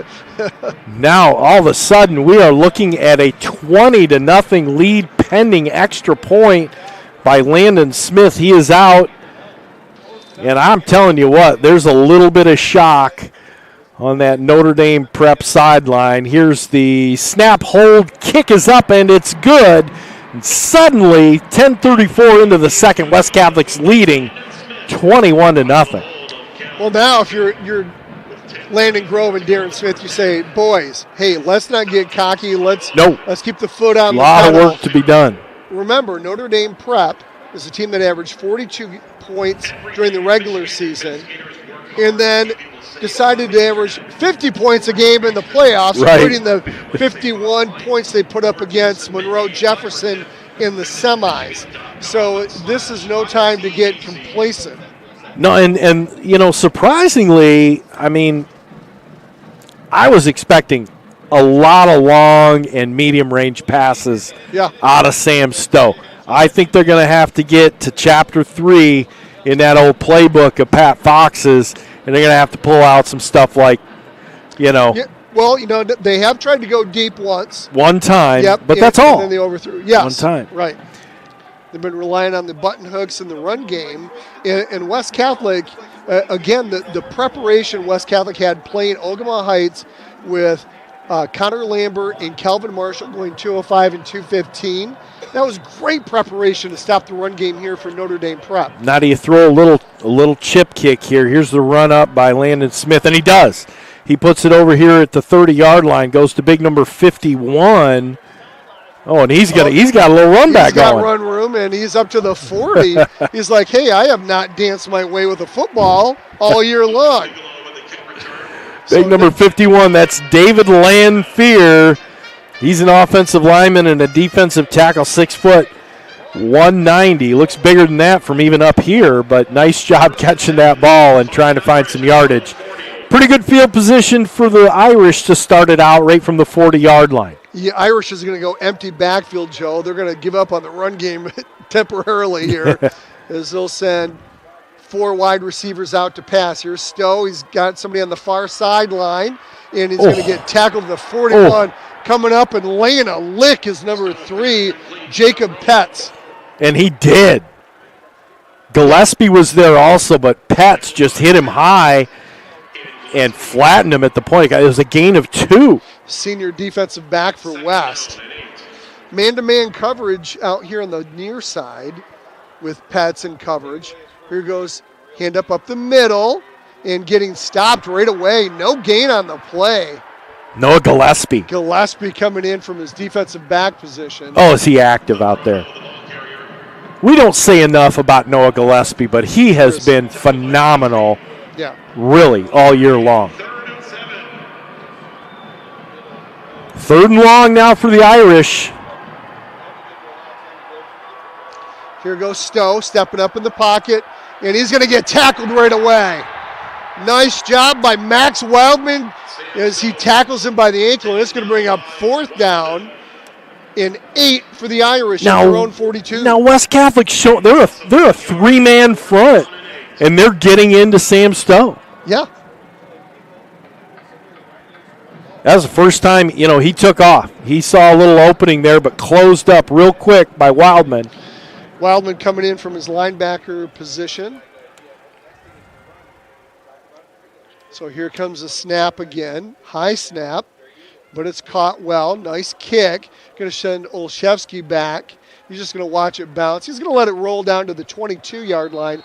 And West Catholic will get started there. 8:42 left in the second. They lead 21-0. Division 5 finals here. Tom Mikowski along with Joe Sack. You got some MHSA reads? In my bag for second half. That's fine. Shaner Avenue Nursery. Fall's the absolute beautiful time, or perfect time to create the beautiful landscape you've been wanting outside your home. And Shaner Avenue Nursery is the team you need to make this project a reality. Kristen Perez, a proud West Catholic parent, will meet and design the look you want, making your home the envy of the neighborhood. So contact Shaner Avenue Nursery and Kristen Perez at 616-293-7228 or check them out online at ShanerAvenueNursery.com. Augustin going to hand it off to Olszewski, and he's going to get tackled by the ankles at the 20. Going to lose a couple on the play. 2nd down and 12. Nice job by Notre Dame Prep. Want to get a shout out to Andrea and Pat Simzak. They're out there listening from their home in Grand Rapids. I say go West. And Tyler Heitzman, he's listening. Thanks, buddy. And you're right, it was Poljan. Pat Putz is listening. Shotgun formation for Augustin. Fake handoff. He'll go pass option. He'll roll. Now he's just going to throw the ball out. He's rolling to his right, which is against the grain for him as a left-hander. As a lefty, it's kind of Had tough. nobody open, looking for pucks to downfield. Falls incomplete. That'll bring up 3rd and 12. And all of a sudden, the West Catholic offense is stymied here a little bit. Let's see what they do here. They go left to right on your radio dial here in the second. They've got their all-white uniforms, white helmets going up against Notre Dame Prep. They've got their green jerseys, gold helmets, gold pants, a little bit like the Fighting Irish, since they are the Fighting Irish. Empty backfield for Augustin. He'll step up in the pocket, getting chased out of the pocket to the right. Nowhere to go. Now he just heaves it up in the air, and it's going to be intercepted. Oh! It gets tipped and caught! It gets tipped and caught here on the near sideline by Puxta. He's got a 1st down. Ball absolutely up in the air, just flung and tipped by two Notre Dame Prep defenders that went up for it. Ball went straight up in the air and down into the waiting hands of Thomas Puxta. I mean, what? I mean, it's all luck. I mean, Augusta was getting tackled and just threw it up. There's 3 defenders there, and it gets tipped to Puxta. Here goes Augustine, shotgun formation. And here comes the flag. First flag of the day. Now, I did see on the replay they showed Pat Fox, the Notre Dame coach, Joe, and he just had his hands up like, I don't know. I don't know. What else what do you do? That is not the luck of the Irish. Not that kind of tip drill. So we got defensive encroachment. It's going to be the flag here. It's going to walk West Catholic up another 5. It's going to be 1st and 5 from the 45 of Notre Dame Prep. So 32-yard pickup by Puxton on that heave-ho. First down. Here goes a quick hitter on the far flats to Owen Hunter. He's got it. He's at the 35 down to the 30, and he's got a West Catholic first down. Nice pickup of 15 right there. Owen Hunter on the screen had some great blocking on the outside by the other receivers, and that's going to result in the first down for West Catholic now. Ball's going to be at the 30. Peterson and Puxton will go wide right. Gillespie wide left. Abrams in there, shotgun formation for Augustine, and Abrams going to line up right behind him. Owen Hunter's here on the right, too. So again, West Catholic operating left to right, and Augustine gets the call from Grove. In motion goes Hunter, handoff to Abram over the right side. Tries to break contain, he does. He's at the 25 before he gets wrestled down by a couple Notre Dame defenders. Nice 5-yard pickup for Colin Abram. Yeah, did really well there. I saw one of the Notre Dame Prep guys spin out of a block.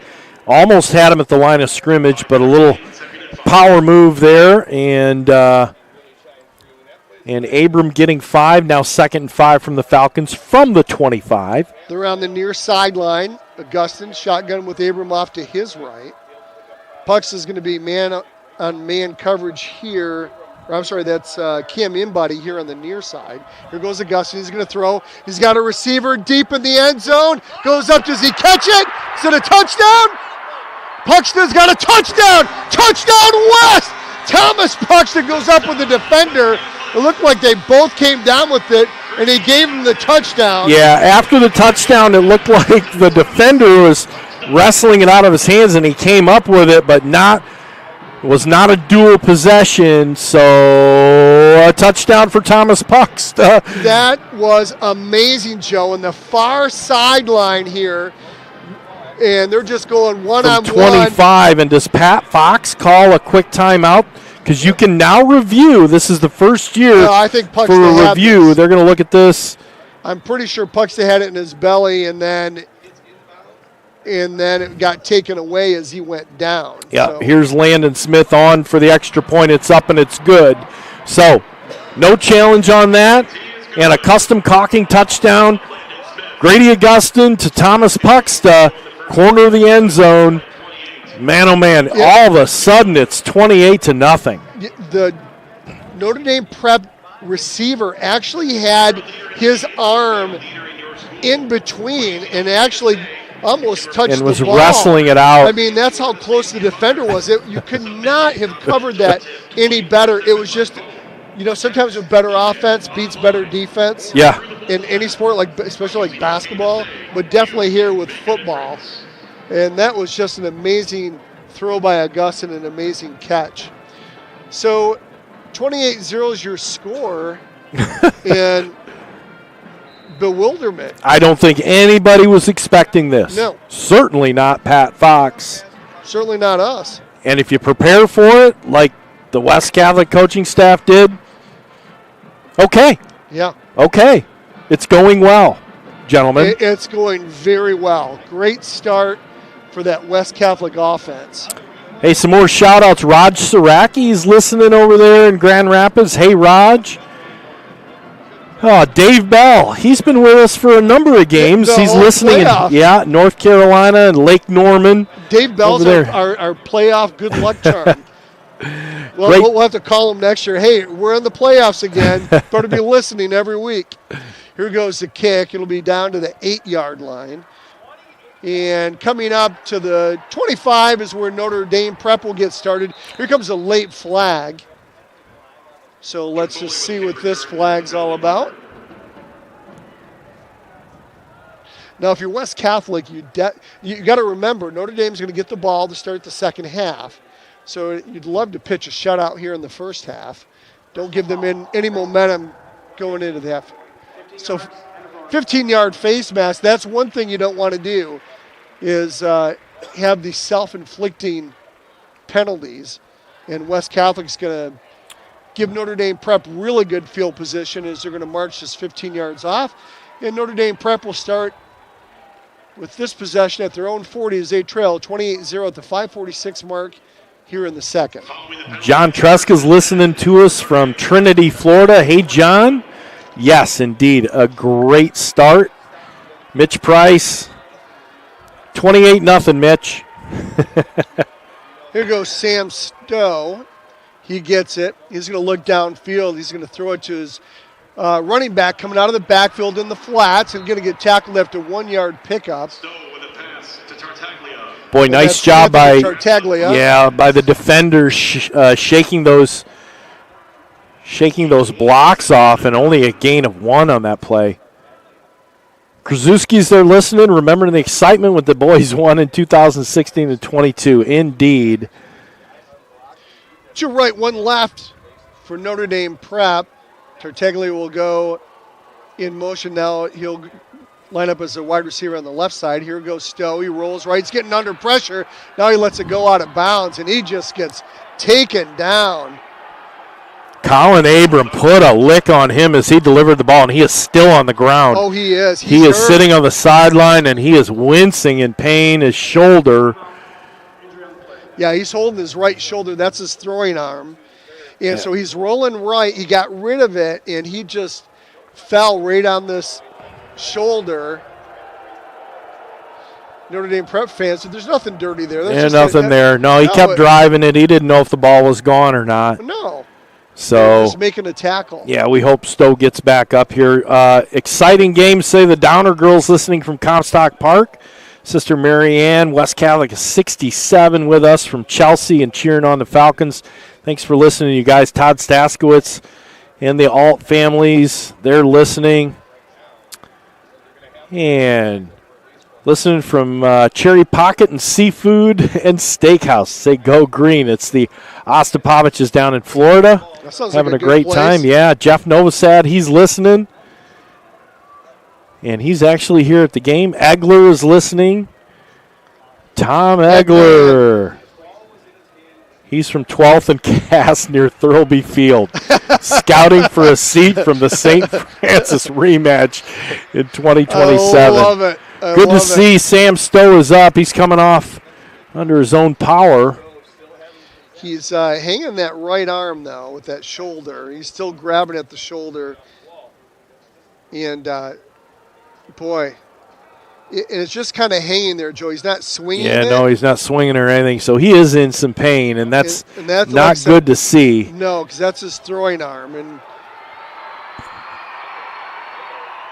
so he's going to come out. I don't know if we're going to see him the rest of this half, and who knows about the rest of the game. But he is hurt, landing in.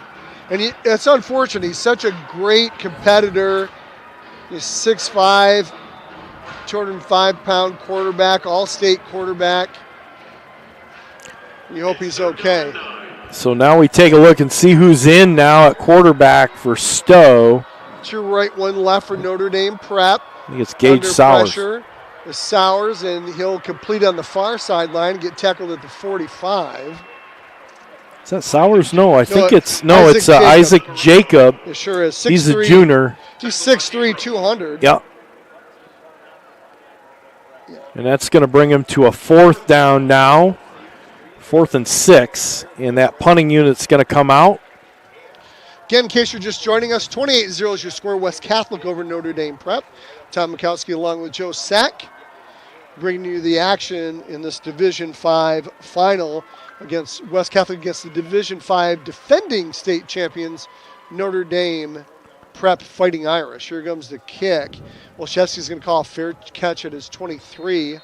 And that's where West Catholic will get started. Plenty of time to put more points on the board now.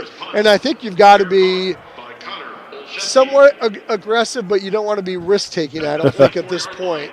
I think you want to see what your run game does to chew up some more time while you've got the 28-0 lead. So Rose Arbanis is listening and watching on the MHSA network, and she says, you guys are a couple plays ahead, and David and Cindy are there too. So have Dave and Cindy slide that back a little bit and pause it for a second, try to line up our two broadcasts. It'll work.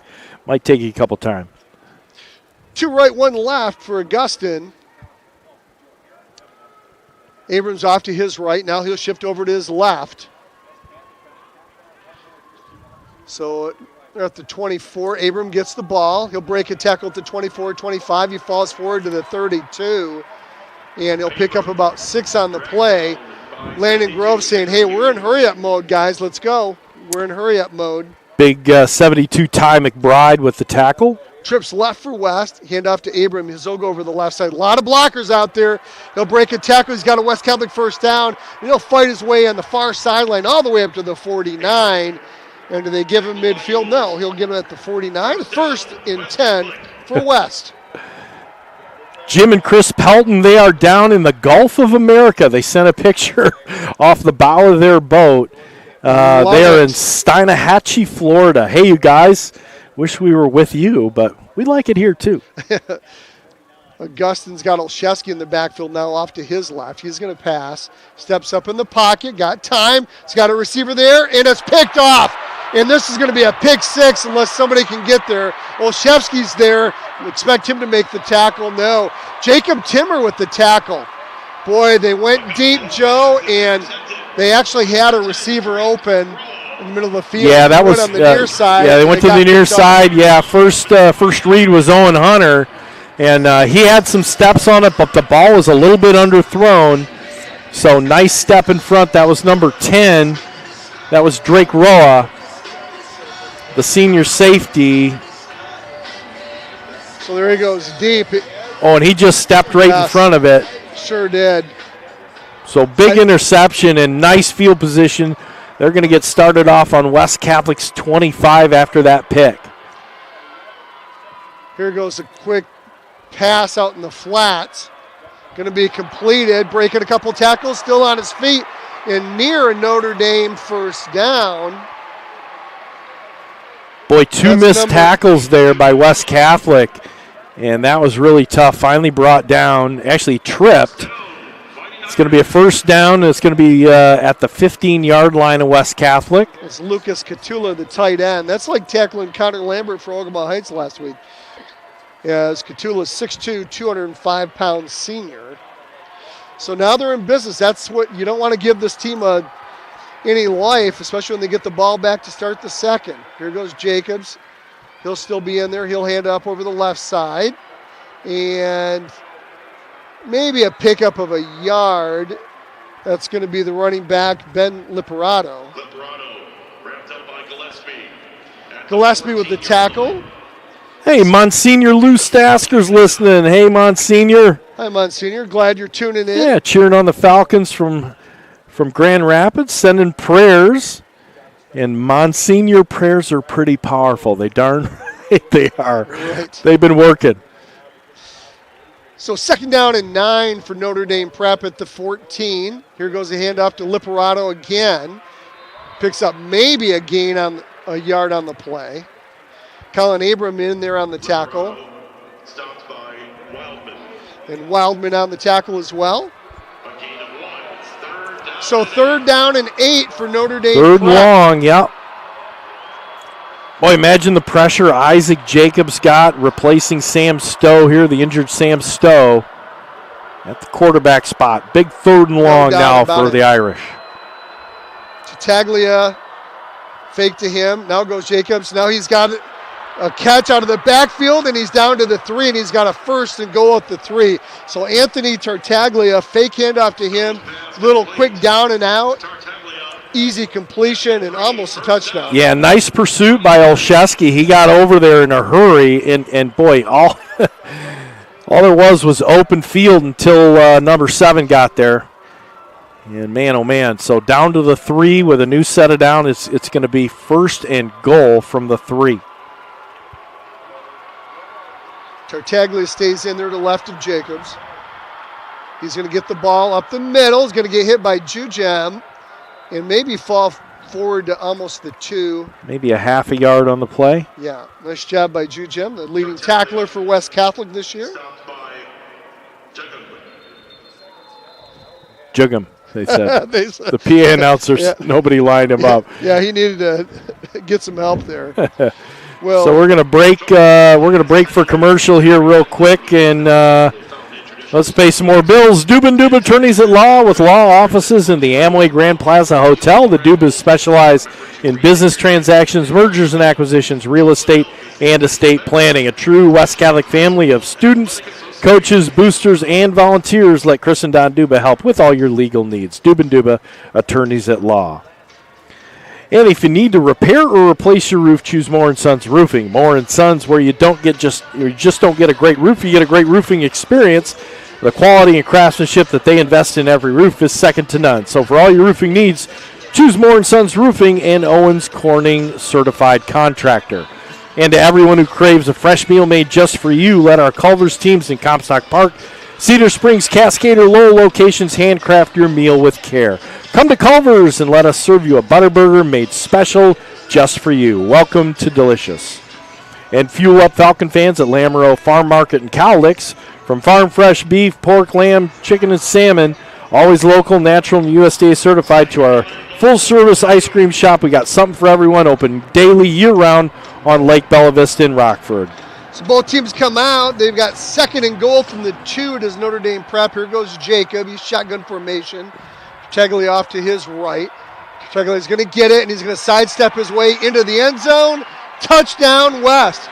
You look like a little ballerina sidestep there. Pretty nimble for a big kid. Pretty nimble for a big guy. Yeah, he did a little spin move right there at the goal line and was able to get the ball over while being tackled. And Notre Dame prep finally on the board at the 45-second mark until halftime. Well, they capitalized on the turnover.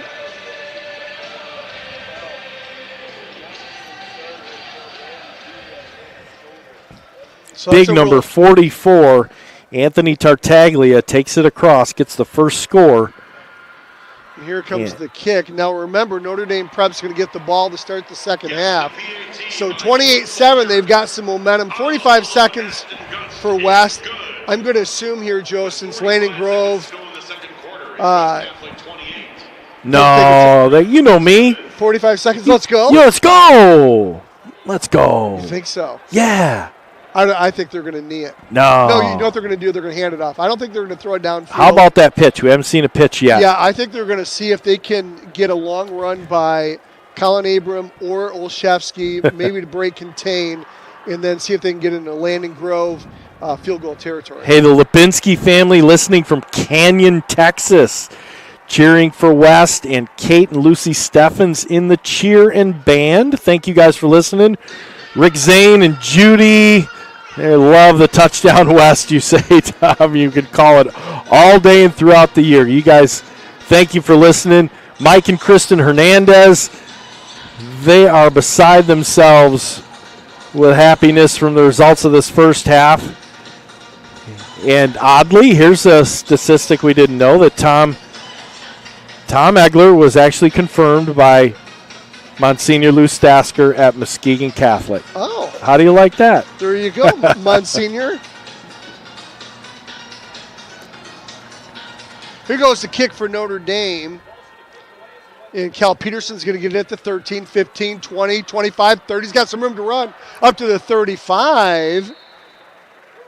So now you're kind of in that zone where maybe a couple runs you could possibly do it. Let's see how conservative Landon Grove is here. They're going to operate on the far hash here. 40 seconds left. They've got 2 timeouts left. Notre Dame Prep has all 3, but they're not going to use them, of course. 2 wide right, 1 left. And Olszewski's in there. Look for Olszewski to get the ball. He's going to be off to the right of Augustin in shotgun. No, Augustin's going to throw it in the air. Quick down and out, and almost picked again. Cam Inbody was there on the down and out, but that route got jumped, Joe.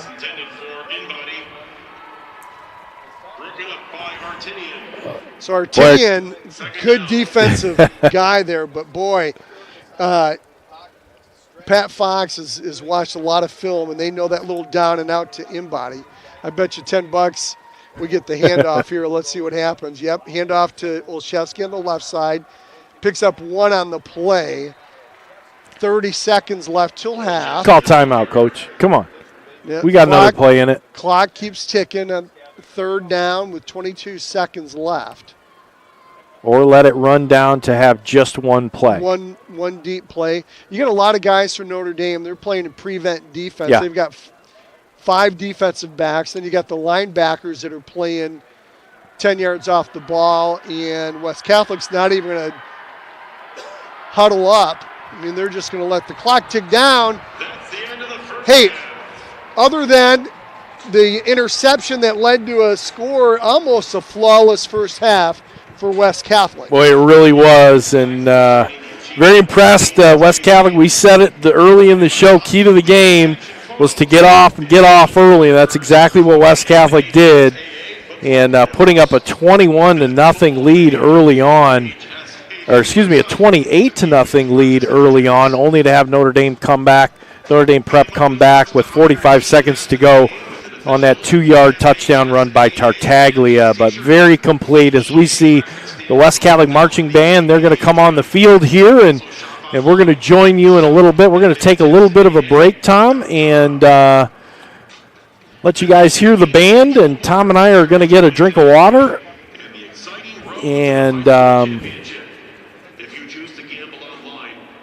and get some stats. Steve Grooms is not in the building, but he's going to be emailing us the stats.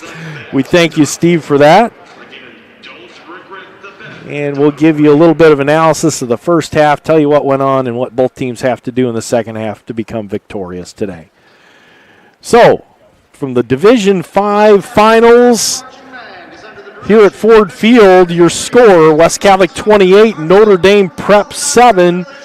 We'll be back with you in a few minutes. Thank you for joining us, and we're going to take a little break here. It's halftime. For supporting us and making events like this possible. All right, let's welcome to the field the West Catholic Falcon Marching.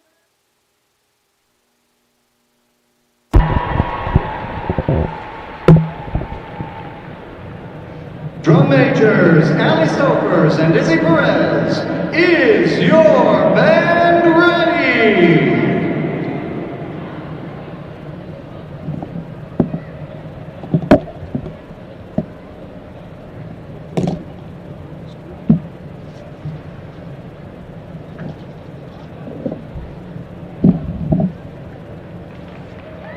Our opening tunes come from one of the Windy City's biggest acts, the band Chicago.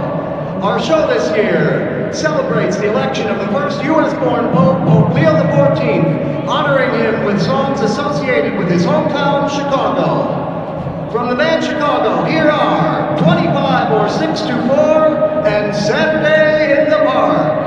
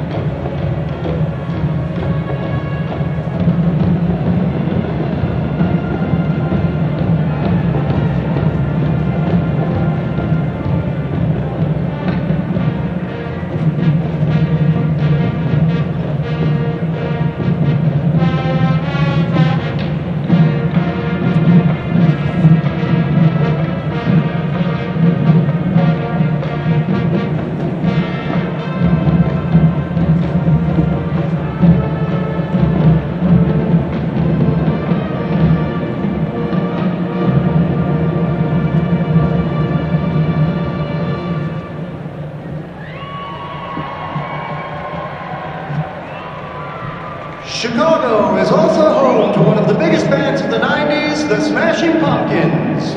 Euphonium soloist Eleanor Westbrook and color guard soloist Kat Neidlinger are featured as we perform one of that band's biggest hits, Tonight, Tonight.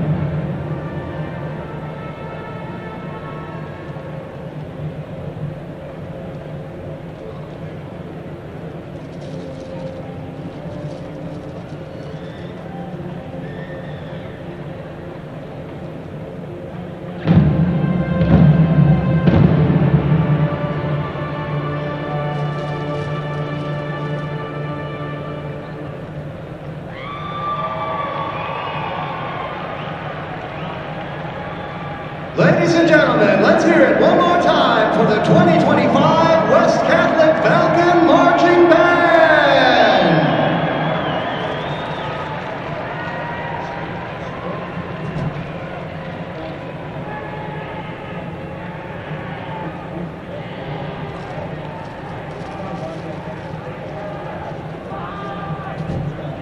We still only got 7 minutes. Let's go free. Did you find the link in the steps? And have HSA. This one. It's not homepage, but football. You just have to go to the live stats. Go in the HSA, the football. The crowd is here. The band is here. You know them because they're world famous. You love them because they represent the pride, the passion, and the spirit of Notre Dame Prep. Ladies and gentlemen, behold the Marching Irish. The band is under the direction of Mrs. Claire Zavolta Forst. The band programmer is Mrs. Loretta Fregoli. Their color guard instructor and choreographer is Dr. Jessica Dimber. And their percussion instructor is Mr. Joe Chila. We see now the band being led off the field by senior drum majors Julia Pacala, Emily Seifert, and Caroline Powell. Drum majors, is your band ready? Performing tonight their symphony of sound and motion, a sonic experience, a rhythmic revelation they call Heroes of the Multiverse. Drum majors, the field is yours.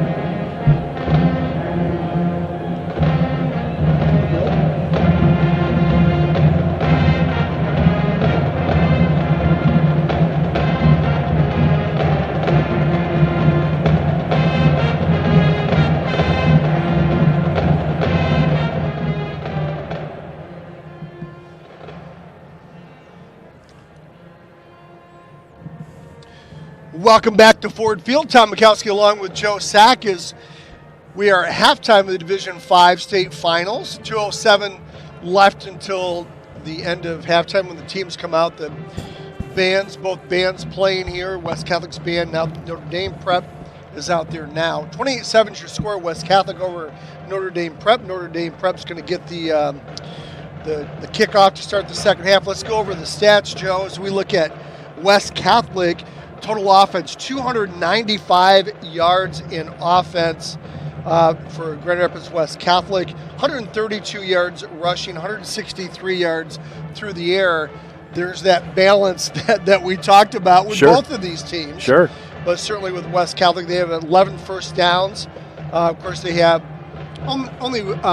they've got only one penalty in the first half, which was good to see, and that was on a face mask, on a tackle. One turnover on that interception. Grady Augustin 5 for 12 with that interception, but he also has 2 touchdowns and those 163 yards running the ball. Colin Abram, he has been a workhorse. He's done extremely well today. 10 attempts for 122 yards. Connor Olszewski, 5 attempts for 18 yards. Cam Inbody took a jet sweep, -3 for him. Grady Augustin has carried the ball 4 times for -5. All in all, you've got 20 carries for 132 yards rushing for West Catholic.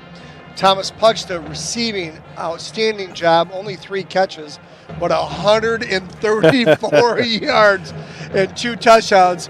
He's making a case for player of the game if West Catholic can hold on here. And that number's bolstered by that 79-yard touchdown reception.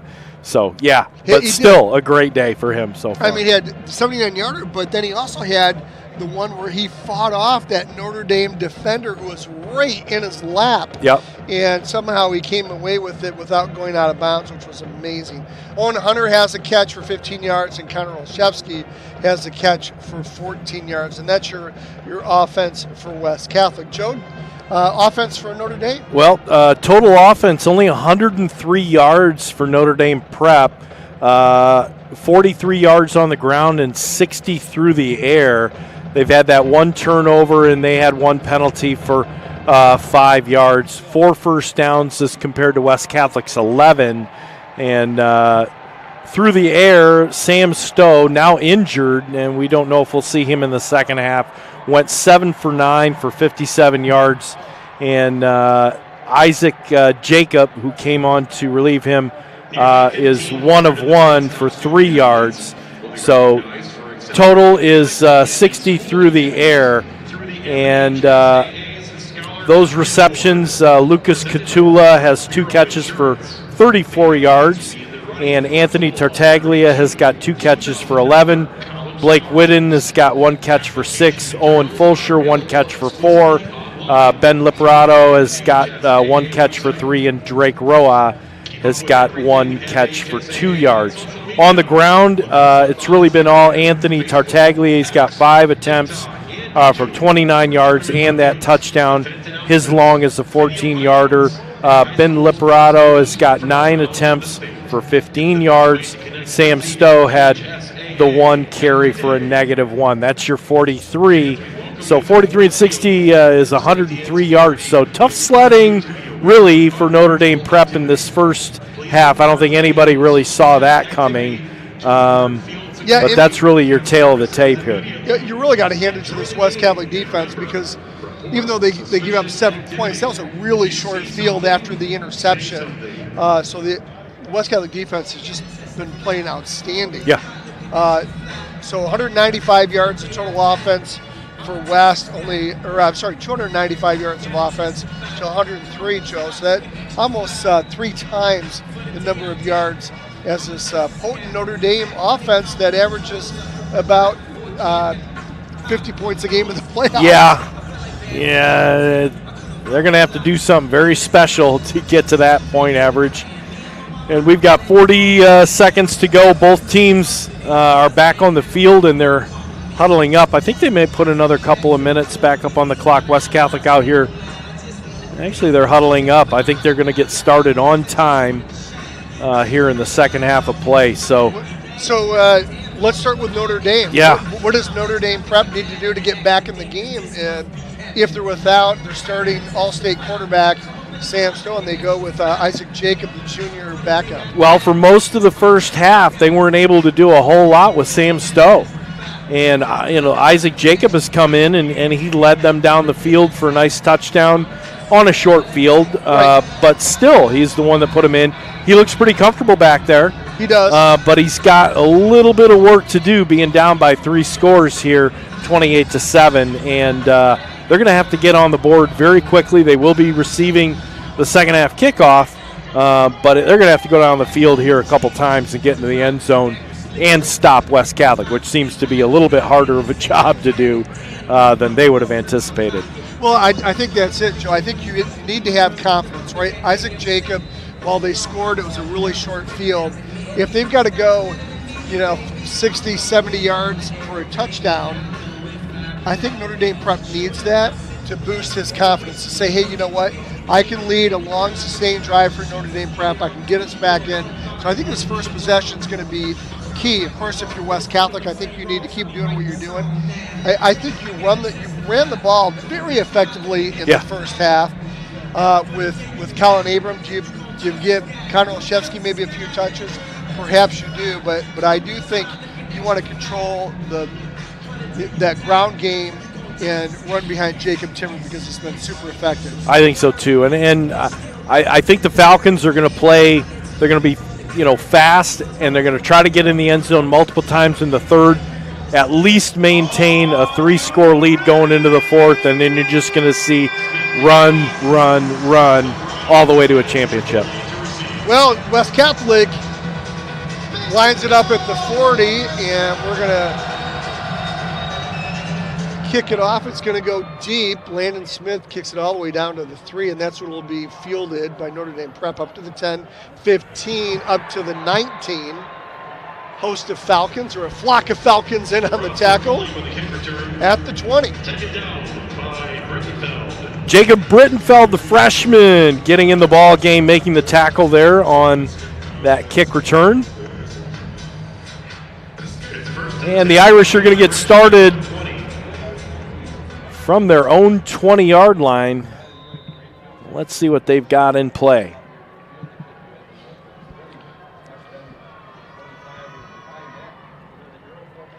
Looks like it's going to be Isaac Jacob as he rolls to his left, and he'll throw it downfield, incomplete.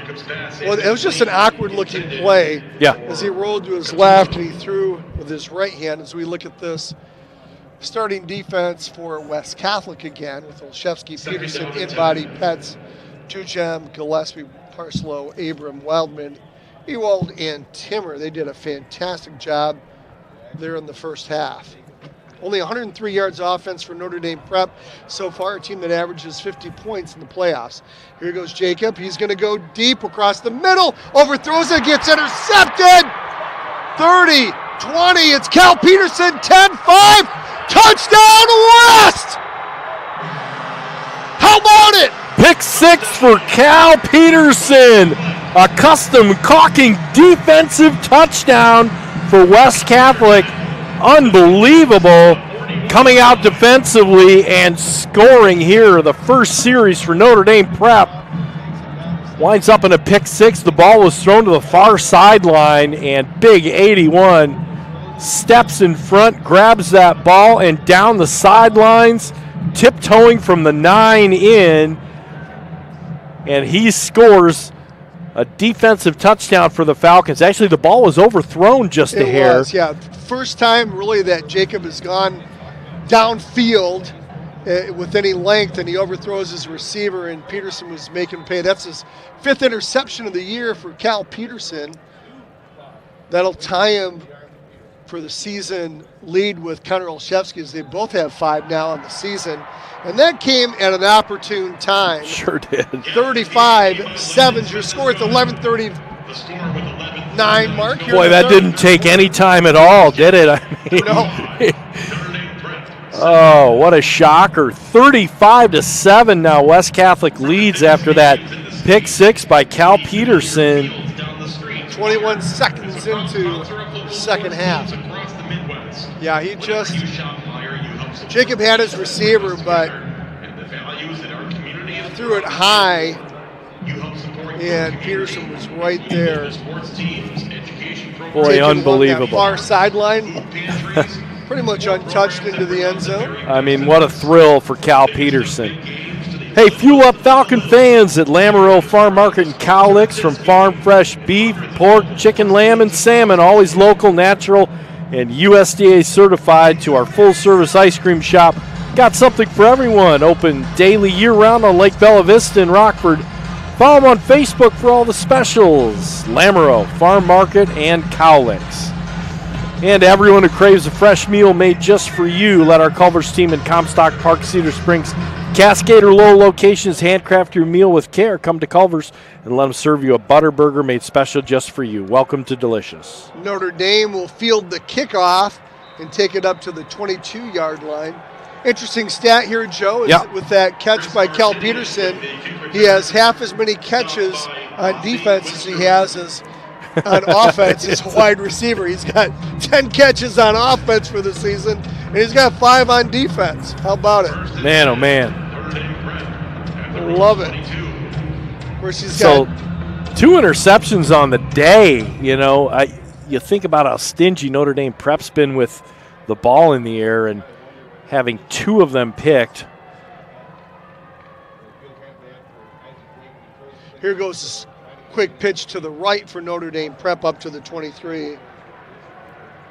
Boy, the physicality that West Catholic is exerting both offensively and especially defensively has been fantastic. I don't think they've played as physical a team as West Catholic yet this year. Yeah, for sure. 2 wide left for Notre Dame Prep from the 23. Here goes Isaac Jacob. He'll step up the pocket, plenty of time. He's got a receiver this time, throws behind him, but nice catch out to the 32, and he's going to have a Notre Dame Prep first down. That went to Roa. And Cam Inbody on the tackle. Roa's a big kid, 6'3", 6'4". Nice target for Jacob. Big gang tackle by the Falcons. 6'3", 190 senior. Here goes a shotgun formation, quick pitch to the left. And trying to break contain, but doesn't do it, but breaking a couple tackles up to the 35. That's Liperato with the carry, pickup of 2 on the play. Landon Grove is cheering his team on, clapping. He's got some words of advice for his team out there. Wildman on the tackle there for only a 1-yard gain, bring up 2nd and 9 now for the Irish. They go right to left on your radio dial from the 34. Step up, Jacob. Picked off! 10, 5, touchdown West! Christian Patterson! Another about it! pick 6 by the Falcons. Just a minute and a half after their first one of the I think it was good luck. Joey ran into Christian's mom. Yes, we did. You know, just walking the concourse, and we wish Christian a heck of a game. Well, guess what? He just came off the block and scooped up that interception and took it into the house for a score. What a thrill for Christian Patterson. Kid didn't play last game. He was cleared to play late this week, and he scores on a pick 6. How about it? That's fun. So now 42-7, West Catholic putting up 2 scores in 2 minutes and 5 seconds here into the second half. Both defensive touchdowns, pick 6s. First one by Cal Peterson, second one by Christian Patterson. And if 28-0 wasn't enough in the first half to have Notre Dame Prep going, oh my gosh, what have we run into? The beginning of the second half is just unbelievable. And again, if you just look body language, Joe, yeah, with the West Catholic team and the Notre Dame Prep team, that's the thing for Pat Fox. He has got to find his way to keep his troops together here. When you trail by 35, And it's early in the third as they show Christian Patterson take a little swig of water. Well-deserved water cooler break for Christian Patterson. I mean, for a defensive lineman to scoop something up like that, right? Little screen pass, just step in front of it's mine, and and not be stunned by the circumstances. He headed right for the goal line. So fantastic. Big custom caulking. Two defensive custom caulking touchdowns. Here's Landon Smith with the kick. Sends the receiver back to the 3-yard line. And they're going to bring it out to the 21-yard line, and that's where Notre Dame Prep's going to get started again here in the second half. Hey, give us a shout-out, 616-262-9270. Stopped by Perry. I want to say hi to Mike Walker listening in Germany. Germany? Germany. Drei, 4 Punkt. Germany, Kentucky?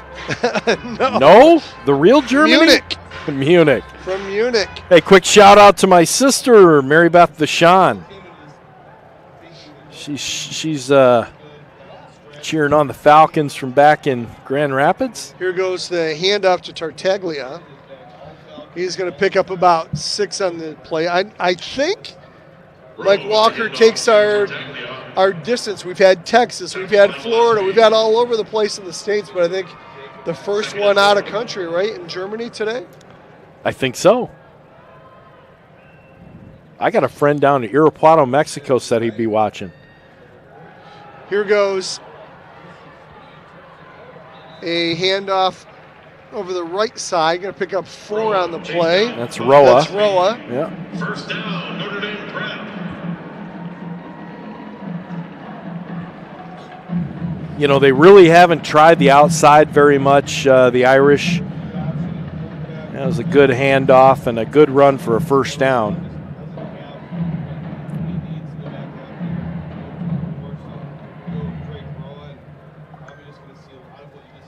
Here goes a snap, hand up the middle, maybe a pickup in the yard. It's been tough sledding for that run game in Notre Dame Prep.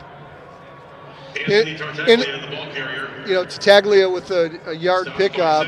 And you want that run game to work because you want to give Isaac Jacob an opportunity to loosen up that defense so that he can get confident with his pass game. Put in a tough situation as a backup to the All-Stater Sam Stowe, who went down in the first half with a shoulder injury after a Colin Abram tackle. Here goes a roll left. Jacobs going to look downfield. He's got a receiver there. Nice job. Is it caught or is it incomplete? Let's see. I don't know what the call on the field is. Maybe they're calling it a catch? That's Brody Sink, the All-Stater, at the 44. And now we got 2 referees that are a little indecisive. Are they going to bring it back? They're going to bring it back. They are going to bring it back. So incomplete. Yeah, you can see on the replay that ball, he ended up rolling on it. Now, it wouldn't have been a first down. No. Either way, it would have been 3rd and 2. Now instead, it's 3rd and 8 for the Fighting Irish as they trail 42-7, 6:57 here in the third. Again, that's been all West Catholic. Only one miscue the whole entire game that led to a Notre Dame Prep short field score. Otherwise, it's been West. Shotgun formation, Jacob. He goes out into the flats as running back, and it falls incomplete as he had Tartaglia out there in the flats. They'll bring up 4th and 8 now, Joe. Well, he might have heard some footsteps. That ball was thrown a little bit behind him, and he had to contort a little bit to try to bring that in. Down around his knees, falls incomplete. The punting unit for the Irish come out. And they're going to punt this one away. Connor Olszewski back at the 29-yard line to receive. Here's the punt. It's a good one. End over end. Bounces at the 29-yard line, then goes sideways. It's going to probably be marked at the 28, and that's where West Catholic's going to get started. Placed near the 28-yard line. That's where the Falcons take over. Now, Joe, interesting. It's a running clock. Oh, it is. It is a running clock. We didn't even bring that into play. We didn't even bring it into play, and No. as the ball went out of bounds this time, I noticed, the clock is still running with a 35-point lead. Even if it's in the finals, guys, they will have a running clock. So this game will expire quickly on Notre Dame Prep if they don't score. Here goes quick pitch over on the outside. It's Colin Abram. He's got room to run. He's going to pick up 11 on the far sideline. They're actually going to mark him right at the line to gain, but it's going to be a 1st and 10 for West. Brody Sink on the tackle. That's first we've seen of that pitch. Saw it a lot mid-season. So just as a reminder, the only time the clock will stop now is timeout, injury, penalty, or score. Tips. Spit. Timeout, injury, penalty, or score as Owen Hunter goes in motion. Hand off to Abram again. He'll go over the right side over Timmer, and a block there by Brady Schultz as well on the right side. He's going to get about 4 on the play.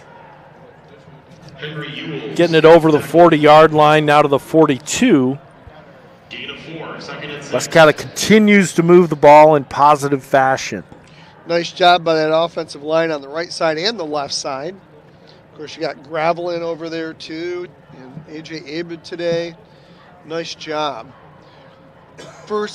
Second down, ball's going to be at the 42, their own 42. Hand off to Abram. He'll stutter step, break a couple tackles the line of scrimmage. He breaks an ankle tackle at the 43. He's up on the far sideline over the midfield to the 45 and gets finally shoved out of bounds at the 41. And Liperato was a touchdown saver there. Nice tackle, bringing him out of bounds. It's going to result in the first down, and West Catholic is cross midfield. Ball's going to be at the 41-yard line of the Irish. Abram having himself a game, trips right for West, one left. Augustin shotgun. He's going to step up. He's got Puxy here on the near side. He'll catch it. He's at the 40, and he'll get wrestled down. So nice job by the defender shedding off a Cal Peterson block. That's Owen Fulsher. Pickup of only 1 on the play. 42-7 is your score at the 3-minute mark here in the third. All West as they go left to right on your radio dial. They operate on the near hash. They're in their all white uniforms with the green numbers, white helmets. Tom, if I was going to tell you at 2:43 in the third, West Catholic would be leading Notre Dame Prep last Saturday, would you believe me? Not one bit. Here goes Augustin. He's going to hand it off to Olszewski over the left side. Big hole as he follows Gravelin and company over there and fights his way to the 37 of Notre Dame Prep. So pick up a 5 on the play. It'll be 3rd and 5. 3-yard gain makes it 3rd down and 6. Gillespie will stick in their slot left and Wildman slot right. Now Gillespie moves over. Well, I don't know what kind of college offers that Olszewski's got, but somebody better grab a hold of this guy. Here goes Luke Momber with the snap. Back to Augustin, shotgun formation. He'll hand it off to Olszewski up the middle. He's got a big hole there as he follows Momber and company up to down to the 34 of Notre Dame Prep. Going to be short of a first down, 3rd and 3 for West. I mean, you line up. You line up and you run the ball, right? You do. On a running clock, up 42-7, you don't punt it. You line up, you run the ball. Well, and not when your running game's doing this well. Again, Abed, Gravelin, Momber, Timmer, they're all doing a great job blocking today as Puxton goes in motion. He gets tight formation. Now Augustin goes up close, and he's got movement. Look at this. He got movement. He raced under center, and one of the Irish – it was against West. Okay. Against a lot of movement. A lot of movement there. I thought it was against Notre Dame Prep, but West Catholic's going to get marched back 5 yards, going to bring up 4th and 8 now, and we see Cal Peterson coming in. But we do not see Brady Augustin leaving the game, so they're still going to go for it. on 4th and 8. Ball is marked at the 39-yard line. Don't want to do a Landon Smith 57-yarder. Here goes Augustin, shotgun formation. He's got pressure on him, and he'll throw it, and he'll get intercepted. Nice interception, one-handed grab. How about that? Notre Dame Prep with the interception. Big number 50, that's Lucas Bigelow, the senior defensive end. Comes up big, and that's the second turnover for the Falcons tonight. Just put that big paw up and he did. Pulled it down. Big plays when you need it. He just shorted it. He was looking for Olszewski out there, and he just short-armed it. So Notre Dame Prep, good field position at the 39. Here goes Jacob. Going to hand it up to Liperato. Liperato's going to get to the 40 and pick up a 1. That's a guy they have contained all game, Joe. Liperato, he's a great running back, but they've contained him all game. And that's going to bring up the end of the third quarter with a running clock. Boy, it goes quickly. West Catholic leading in the Division V state finals 42-7. Never would have seen this one coming. Well, let's pay some more bills. Duba & Duba, attorneys at law with law offices in the Amway Grand Plaza Hotel. The Dubas specialize in business transactions, mergers and acquisitions, real estate, and estate planning. A true West Catholic family of students, coaches, boosters, and volunteers. Let Chris and Don Duba help with all your legal needs. Duba & Duba, attorneys at law. And fall is absolutely the perfect time to create the beautiful landscape you've been wanting outside your home, and Shaner Avenue Nursery is the team you need to make this project a reality. Kristen Perez, a proud West Catholic parent, will meet and design the look you want, making your home the envy of the neighborhood. Contact Shaner Avenue Nursery and Kristen Perez at 616-293-7228 or check them out online at ShanerAvenueNursery.com. If you need to repair or replace your roof, choose Moore & Sons Roofing. Moore & Sons, where you don't just get a great roof, you get a great roofing experience. And the quality and craftsmanship they invest in every roof is second to none. So, for all your roofing needs, choose Moore & Sons Roofing, an Owens Corning certified contractor. And Epic Realty is a national leader in real estate, and Melissa Homewood is your local expert when it comes to buying or selling your home in West Michigan. Melissa can orchestrate market watches, property searches, home value assessments to make your buying or selling process as thorough as it can be. You can find Realtor Melissa Homewood on the web at melissahomewood.com. That's melissahomewood.com. Melissa Homewood, the last group of Epic Realty, your real estate done right. Both teams returning to the field here to begin the fourth quarter of play. 12 minutes to go in this Division V state final. West Catholic leading Notre Dame Prep 42-7, Tom. 2 left, 1 right for Notre Dame Prep. It's interesting, Joe. You got a senior-laden team by Notre Dame Prep, and it's the juniors from West Catholic leading the way, with Abram with 13 carries for 153 yards today, and Thomas Puxta 4 catches, 135 yards, and 2 touchdowns. Not bad results out of that junior class. Does that continue to update? You betcha. That's fantastic. 333 yards of total offense for West, 132 for Notre Dame Prep. Remember, Notre Dame Prep had 103 at half, so only 29 yards of offense for Notre Dame Prep here in the second half. A big shout out to Mike Walber, classmate of mine all the way from first grade all the way through. Good buddy. One heck of a golfer, too. Saw his wife Joanne at Aldi just before the holiday. And Mike, big shout out to you, buddy.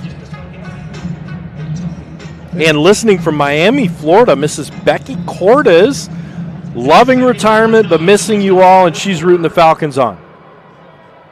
Jacob, shotgun formation. He's going to step up. He's going to go deep. He's got a receiver wide open at the 30, 20, 10. Touchdown, Notre Dame Prep. That's 60 Brody yards. Sink, the All-Stater, with a touchdown grab. All alone, a little bit of blown coverage. Had about 5 yards on the West Catholic defender, but a 60-yarder. Oh, That was the one thing that we talked to Landon Grove, Yeah. on Friday, and he said the one thing I don't want is for somebody to get behind us. We want to keep everything in front of us. That time, Notre Dame Prep did a wonderful job of getting behind the defensive backs. Right? Why would you not go for 2 here? Is the question I'm asking. Yeah, I don't have an answer, but here comes the kick. If you got a good So kicker. it remains a running clock. 42-14, right? 35. Or excuse me. No, it does No, not. the math doesn't work. No, it's only 28 point. Yeah. So it's a 28-point lead right So now. now we're back at Now we're back to no running clock. no running clock. Yeah, which is good for Notre Dame Prep. You've got 4 touchdowns. Stranger things have happened. Now watch for the onside kick here by Prep. The Good Hands team from Allstate will be out there for West Catholic. Hey, Rick Zane and Judy, they're texting back in. They say that we're kind of the highlight of the fall for them up there in the middle of nowhere at Stony Lake, and they've got WC 72 grad Tom Rademacher and his wife Holly. And Tom, you're Tom a great guy, and Rademacher, Tom, you're a legacy. heck of a golfer. Yeah, and This I is know the- that Tom's got a place up there as well in Stony Lake. He's never invited me. I don't know why Is it not. The but- writer, Tom Rademacher? Absolutely, yeah. The famous? Yes, Grand the Rapids famous, Press yes. Writer Tom The family Rademacher. all went. Molly, his sister, babysat me as a kid, man.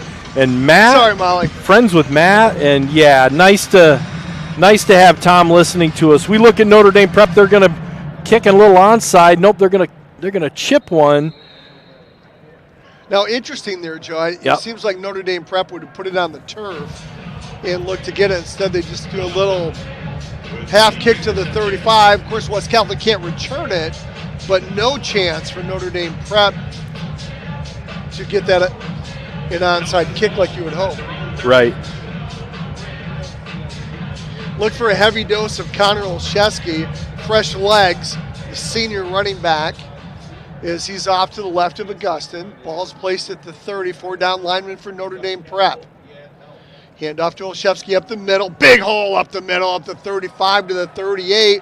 8-yard pickup on first down for Olszewski, as we predicted. Nice gain of 8 right there. Is going to bring up 2nd and 2. Ball at the 38-yard line now. We see Noah Gillespie going out of the game. Now, you get a lead like this, and Yeah. you want to take your time. As a quarterback, Grady Augustine's got his eyes glued on that far back official. Once his hand goes up, that's the 10-second mark. That knows you want to snap it inside that. Here goes a hand up to Olszewski. He starts inside. Now he bounces outside. He's got room to run. He's up over the 40 to the 45. And it looks like they may have a hold Yeah, out we got a there. flag. Now, Thomas Puxton was over on the right side, and he just ran over to the left side as far away from Coach Grove as he could get. That might be a dead giveaway. Dead giveaway. Watch this on the replay. Let's take a look at it here. Yeah, here comes the hold on Puxton, the 19. I think that's where they got him. And then he ran over to the left side as quick as he could go, if it was indeed on him. I'll be the first to the huddle. So that'll back up West Catholic. 2nd and 13. Ball is going to be placed at the 27. 2 left, 2 right. Bounce attack for West. We're at the 10:50 mark here in the 4th. Here goes handoff to Olszewski. He tries to break contain. He sheds off a couple blockers before he gets kicked out of bounds at about the 33. So he'll pick up about 5 on the play. It'll bring up 3rd down and about 8 for West. We'll call it 7, actually. It's 3rd and 7. We feel bad about Sam Stowe. We see him standing on the sideline. He's next to Coach Pat Fox. A little bit of a shoulder injury in the first half. We feel bad for him. Great All-Stater. West Catholic going right to left in your radio dial here in the 1st. Here's a quick down and out to Cam Inbody. We've seen a lot of that this year. This time he was wide open. Yep. Earlier in the game, we got picked on that play. But Nice, that was a nice catch, delivery. and was able to get both feet in toe-tapped it right there along the sideline. And you can see Augustine just hesitated one split second to make sure in-body was open. So nice job there by Grady Augustine to complete that pass. So 1st and 10, ball at the 42 as Colin Abram is checked in at running back. He's off to the left of Augustine. In motion goes in-body right to left. Hand up over the right side. And getting tackled by the ankles is Abram. He'll fall forward to the 44. Pickup of 2 on the play. 2nd down and 8. It's kind of weird, here we are at Ford Field, home of the Detroit Lions. Yeah. And the middle of the field is the Spartan helmet. I know, from last night's game. Yeah. Last night, the Spartans defeated Maryland, but apparently was not enough to save Jonathan Smith's job, as we saw online that Jonathan Smith got relieved of his duties as head coach in Michigan State today as they end the season 4-8, I believe. Here goes Thomas Puxta on the near side, a little down and out, easy pitch and catch for Augusta Puxta, and he's got another West Catholic first down in Notre Dame territory. And back to, it didn't even take an hour, right, for MSU to name Pat Fitzgerald, who did so well for Northwestern. Right. Now, I did not see that on an official notification. I saw that on Facebook. Well, you heard it first here. But you heard it here first if you heard it. Now, it might be out there since halftime. We're not sure, but that is the rumor going forward is Abram gets the ball, and he'll go over the right side, still fighting his way down to the 45 of Notre Dame Prep. Only a pickup of maybe 1 on the play, so nice job by that Notre Dame Prep defense. 2nd down and 9 for West. That's a tough 1-yard gain. Sure was. Well, he was in the grasp of a couple of Irish defenders, and he went to his right and he swung his body around to his left, trying to get another yard out of it. 182 yards now for Augustine passing, and Colin Abram, that's on 8 of 16 with the 2 touchdowns, and Colin Abrams 14 attempts for 155 yards on the ground for him. Another great game by the junior. Picking up where he left off against Ogama Heights. Here goes Augustine, quarterback draw. He'll keep it, and he'll be inside the 41 to the 40. Gain of 5. Nice. It looked like it was going to be a screen pass as Olszewski left the backfield. Looked like it might turn into a screen, but Grady Augustine calls his own number. Gain of 5 on the play. He's going to bring up a 3rd down and 4 now. Ball in Irish territory at the 41. We're at 8:03 now in the 4th quarter. West Catholic leading Notre Dame Prep 42-14. Here goes the 3rd down play. Augustine shotgun. He's going to hand it up in the middle to counter Olszewski, and he'll fight his way to a 1st down as he gets inside the 35 to the 34. He had to get to the 37 for a first, so nice hard run up the gut for Connor Olszewski. Absolutely. Mano, as they like to say, right? Mano, talent on talent. Yes. Right, in the words of Thomas Puxta. How fun is this going to be? How much stronger and faster is Colin Abram going to be next year? It's going to be so fun to see. It could be like Timmy Kloska mode. Right. And that is saying a lot, as Gillespie and Max Weldman will go slot right as they went in motion. Abram off to the left. He's going to get it. Now he's going to go over to the right side. He'll get spun around, and he's going to lose about 5 or 6 on the play. That's a great job by that left side of the Notre Dame defense. Yep. Finally slowing Abram down. Big penetration there. Was trying to break contain, could not. Tried to reverse his field, and only had about 3 more Notre Dame Prep Irish come in to help with that tackle. Boy, big loss of 8. I do want to see Landon Smith kick a field goal today. One. Yeah, not a little one, a big one. Break Liam Putt's West Catholic record? That's right. That was held for about 2 hours here. Yeah, right. Well, he still has a West Catholic record, right? Yeah, he does. Augustine. Shotgun. Now he rolls to his right as he gets chased. And he's got Puxta, and Puxta Did he catch They're it? calling it a catch. They're calling it a catch at the 25. He got a foot down. Absolutely before destroyed the line of gain marker. He Just did. crushed it. Oh, man. He did. Going out of bounds. Thank God he just crushed the marker. I The don't think big defender in orange. I think the guy let go of it. He did. He He's did. like, Thank no, God. forget this. Yeah, he goes, I don't want to be here when you get this. He might have bent the ball. I'll give you the first down, but he was actually short by a yard, third and a yard from the 25 of Notre Dame. Here again, Gillespie and Max Wildman go from the left side to slot right. Look for him to go over the right side. Here goes up the middle is Abram. He breaks it, one tackle, stiff arms another guy at the 25. Still on his feet inside the 20, down to the 18, and he's got another West Catholic first down. Big gain of 7 on the play. Just didn't want to go down. I was expecting him to break another tackle. He broke 3 to get inside the 20. Now West Catholic in the red zone. Ball's going to be at the 19-yard line of the Irish. Well, after that loss on the last play, he went from 154 down to 148. Now he's back up to 154 yards rushing on the day. 2 wide right for West, 1 left. And Ethan Gottlieb into the game now. He's lined up behind Thomas Puxta. Olszewski stays in there in I formation behind Augustin shotgun. Now he'll move over to the left of Augustin. He'll take the handoff and go over the right guard.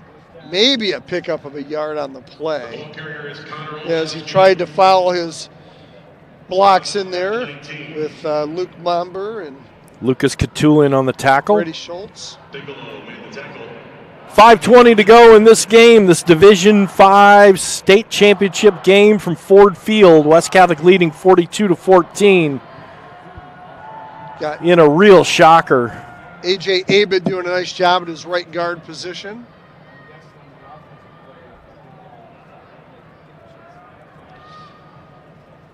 Gustin again in shotgun formation on the second down play. Stack formation to the right is Augustin. He'll step up. He's getting a lot of pressure. Lets it go and almost gets it intercepted. He was looking for Max Wildman here on the near side and almost got picked again. Oh, it's kind of a desperation throw. He put it up high, but yeah, man, went in and out of the hands of one of the Notre Dame. I think it was Artinian again. Yeah, I think it was. That kid's everywhere. It was Brody Sink. Oh, Artinian, yeah. Yeah. Yeah, Artinian was there. He got his hand on it. Ashton Gus was waiting for it as well. Yep. But falls harmlessly incomplete. 3rd and 10 now from the 19. They had to get down to the 9 for a first. 4:48 left. 42-14 is your score. West over Notre Dame Prep. Shotgun is Augustin. Handoff. No, he's going to fake. No, he rolls to his left. He's getting chased out of the pocket. He's just going to go down. Smart play. Well defended down here at the goal line as he was looking for Kim Inbody in the end zone. So that's going to bring up 4th down. And guess what? My wish came true. Here comes Landon Smith. And he's going to get a chance to kick, let's see, a 42-yarder here at Ford Field. He's going to operate on the near hash, the right-footed kicker on the near side here. Here comes the snap, good hold. The kick is up. I don't think it's going to be short. Didn't get all of it. Poor Landon Smith. Yeah, so that would have been good from 39, but not from 42. It was in between the uprights, but a little bit short. So the field goal, the kicker for West, and the soccer player and the hockey player for West. Good at everything he does. Comes up short. We're going to turn it over on downs. So West Catholic's going to put their defense on the field with 4:07 to go in this Division 5 state final. West Catholic leading 42-14. How about that, Tom? How about it?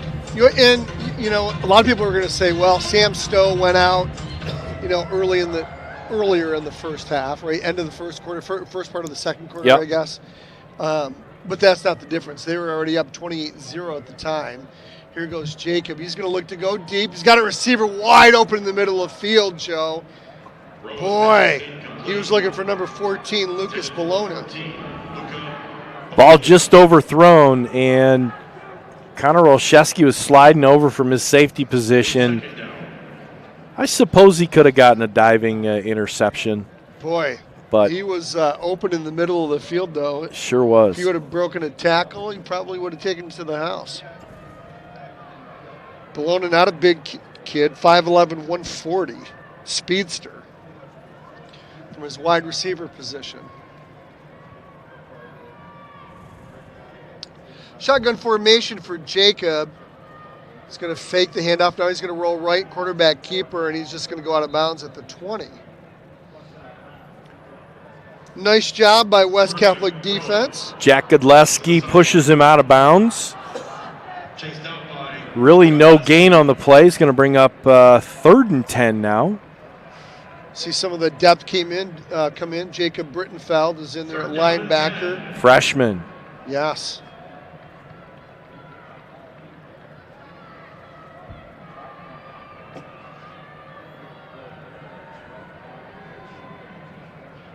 Liperato will be off to the left of Jacob. Jacob stands up.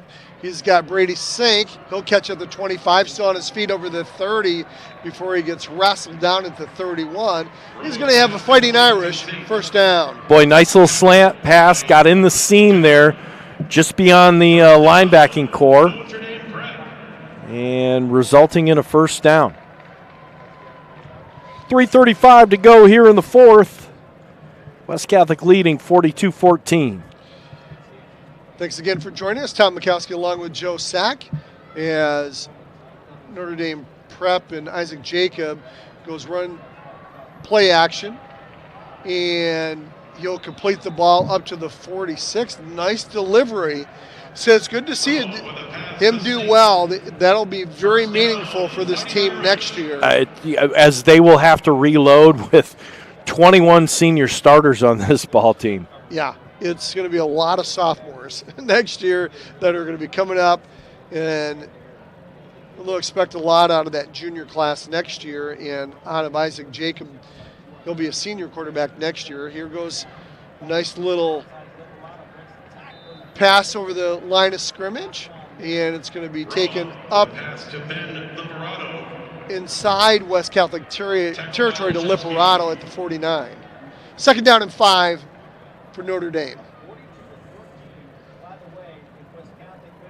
So we're at the 2:39 mark. 42-14 is your score, West Catholic over Notre Dame Prep. I was just going to say it's pretty well in hand right now. Pretty well in hand. Yeah, sure is. Here goes Jacob, empty backfield. He'll got a receiver out of the backfield. 45-40 in the flats here on the near side. Going all the way to the 39 is Roa. Good closing speed by Gillespie, making that tackle at the 39-yard line. It's going to be a first down for Notre Dame as they keep trudging along. Ball's going to be set down, 2:15 to go in the ball game. Sorry, that's Luca Bologna. Easy for you to say. It really is. 2 left for Notre Dame Prep. I want the West Catholic defense to sandwich Bologna. Fake to Liperato. Run pass option, and he's going to pass it downfield, complete the ball, and it's going to go to the 27. And here goes a late flag. Yeah, coming out from the. Boy, and what could he have seen from over there other than a hold call? I don't know. Because the play was already 17 yards past him. Ineligible man downfield. There it is. Great call. So 5-yard penalty on the illegal man downfield. That'll back Notre Dame Prep back. We're inside 2 minutes now. 42-14 is your score. West Catholic marched out to a 28-0 lead. Then went in at halftime, 28-7, feeling pretty good. Then they came in and wanted to see what Notre Dame Prep had in store for them in the second half as they had to kick off, and Christian Patterson took it to the house with an interception. That changed the game. Here goes Jacob, goes deep. He's got a receiver there, just overthrows Brady Sink. So Sink inside the 10. Again, he's a Miami of Ohio. Hey, we want to thank from the MHSA John Ross, who helped us out a lot this week. Sure do. And we appreciate all of his help in a very busy week. We want to thank Angelique Gaddy McElvin, the AD at West Catholic, and Caleb Hauser and Mary Jo Demansky all year long. The West Catholic athletic department's been very gracious to us. We're kind of self-sufficient, but a lot of help given from them. Jacob will roll left, and he'll complete a pass, but How Noah about Gillespie right there on the tackle? Noah He's one of the Gillespie, leading just tacklers of the year. he really is, and hard hitter, very active, great speed. Nice job, Noah Gillespie. Number 0. It's 3rd down and 17. He met tight end Lucas Catula right away as soon as he caught that ball. Ball's at the 46 of West. 3rd down and forever. 17 for Prep. Shotgun. Jacob takes it slant. Is it complete? No, ball's incomplete. In and out of the hands of the receiver at the 40. Near the intended line of scrimmage for Blake Whidden, the wide receiver. So 4th down, you're just going to go for it at this point, right? Yeah. 46 seconds left in the game, and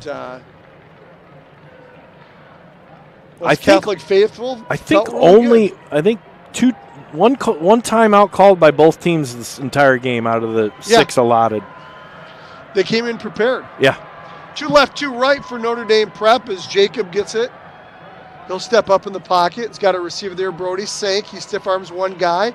Goes along the near sideline and gets kicked out of bounds at the 25. And then they'll stop the clock there. Guess they'll mark it at the 26. You know, a kid like that who's done so well all year, you'd like to see him maybe get a score here on this final possession. Going to play Saturdays at Miami of Ohio. Showing a lot of speed. He's got a good size. They're going to put a little bit more size on him, I'm sure. But 3 down linemen for West.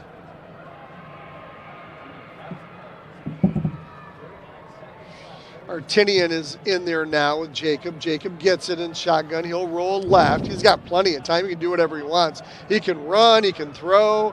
And he'll get pushed out of bounds at the 23. Well covered. So that prevent defense from West, and Jacob had nowhere to go with the ball. No, he really did not. Pulled it up, went out of bounds, got a gain of about 3.5. Stopped the clock with 31 seconds to go. Boy, what a season it's been.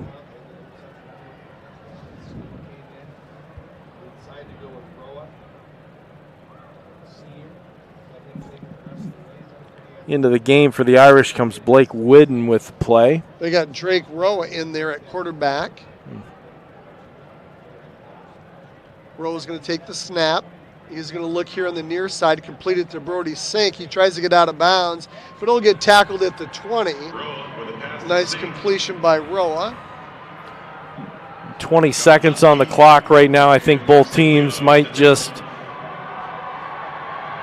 be calling this one here, and down to 10 seconds, and nobody's going to huddle up. Both teams are going to get to the midfield, and West Catholic coming up victorious here at Ford Field, 2025 Division 5 state champions, your West Catholic Falcons. Tom, what a season. How about it? How about it? Started off with a loss against Northview, leading the game midway through the 3rd, only to have both Colin Abram and Connor Olszewski come up with some horrible cramps where they couldn't go any further, allowing Northview squeak in for the win, and then West Catholic runs the table. They just ran the table. They did run the table because you had Olszewski and Abram really running the table. Coming into the game, again, Abram had 1,155 yards coming into the game. He tacked on another 154 yards rushing. So that put him over the 1,300 mark for the year, Joe. Olszewski came in for 1,128, so he'll end up with about 1,170 as we bring it back into the booth here. And welcome back into the booth. And we're number 1. Yeah, that's a great 13-game winning streak for West Catholic. Man, oh man. as the Landon Grove picks up his second title. First in Division 5, though, Joe, is in 2022. He took a team and won the D6 title. And just it feels good to get the 8th title in the last 16 years for West Catholic. Yeah, and what a definitive win, man. I came into this game, and I know you did too, feeling like, oh boy, we have to stop the juggernaut that is Pontiac Notre Dame Prep. State champion in 2024, a phenomenal team, and really an exclamation point for this ball club going into the playoffs was a victory over Unity Christian, and going to Unity Christian, playing in Hudsonville, and we thought, oh man, and they kept stacking up big numbers throughout the playoffs. Man, I thought this was going to be really tight or even going in the other direction. Yeah, it's just a huge surprise. Yeah. And I say hats off to Darren Smith and the prep he did to get this team ready. And again, very battle tested when you play against good run teams like a Zeeland West. You play against a good pass team like a Catholic Central, Ogama Heights with their running game. And Darren Smith and Landon Grove just game planned extremely well. Notre Dame Prep could not get their running game going at all. We take a look at the stats here. Rushing for Notre Dame Prep, 37 yards for Tartaglia on 7 carries. Liperato, great running back, 12 carries for 18 yards. Yeah. Didn't even average, a yard and a half? No. Exactly a yard and a half a carry. Of course, Drake Rowe, who came in there at quarterback in the second half, 3 carries for 11 yards. Sam Stowe, 1 carry for -1. So for the game, they held a really good Notre Dame running attack to 65 yards. That's great game planning, and that's great execution by this West Catholic defense. It is. We see both teams lined up at 45-yard line. West Catholic and Notre Dame Prep each receiving their trophies here by the MHSAA. And, what a proud moment for this West Catholic athletic department, football staff, the coaches, the kids. And how about the parents, man? How about the parents for their commitment to West Catholic and their kids' success and all the time and everything that goes into becoming a state champion. Right, all those early hours. Early hours, it was a great article by Pat Northaft, right? Yeah. In yesterday's M Live, and he said, there was 141 0 hours, right?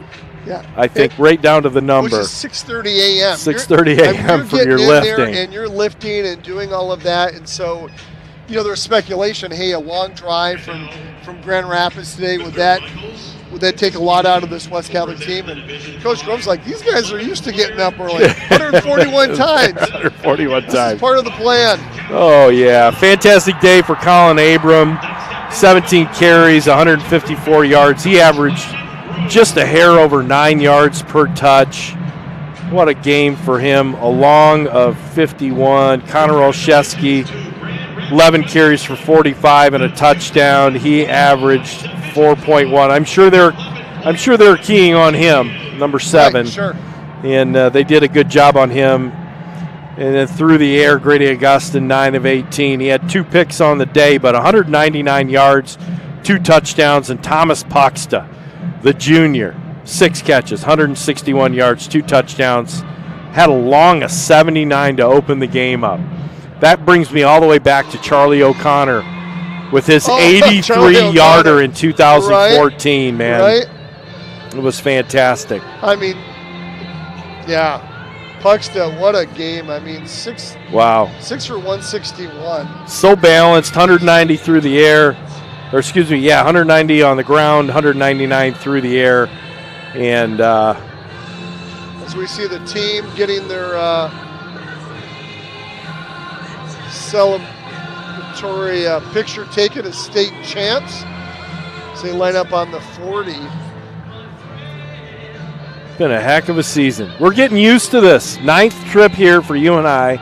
Right. And only one loss, and that was to Portland way back in 12, I think. Was it 2012? That sounds about right. And after that, West Catholic rattled off 5 in a row. And 2013 through 2017. Correct. Then it was a little bit of a A hiatus. little bit of a break in the action. Yep. Only to come 2022. back, and the culture withstood that absence from Ford Field and took Landon Grove, a little bit of time, but I'll tell you what, he got his first one in D6, and this is his first crew together for 4 years, freshmen to seniors, and a big congratulations to them, all the coaches who are so committed. They all enjoy each other's company, and you can tell by the result in the kids and their production, and then obviously the state championship. You mentioned really this freshman class that they came in as freshmen. It was Landon Grove's first year. Right. Not to take anything away of that 2022 run in D6 for that state championship. Obviously special for that too. But Landon didn't groom that whole class for 4 years. No. This is the first class that came in his first year. He saw them from freshman year to senior year. We talked to him a little bit about that in our interview on Friday, and he was just saying how special that is. To be around these kids for 4 years and to have it culminate in a trip to Ford Field. Now to have it culminate in a Division V state championship is super, super special. Yeah, and the future looks good. There's, we got some sophomores. Shoot, we had some freshmen down on the field playing today, and we graduate a great group of seniors. But we say this every year, the deck gets reshuffled every season.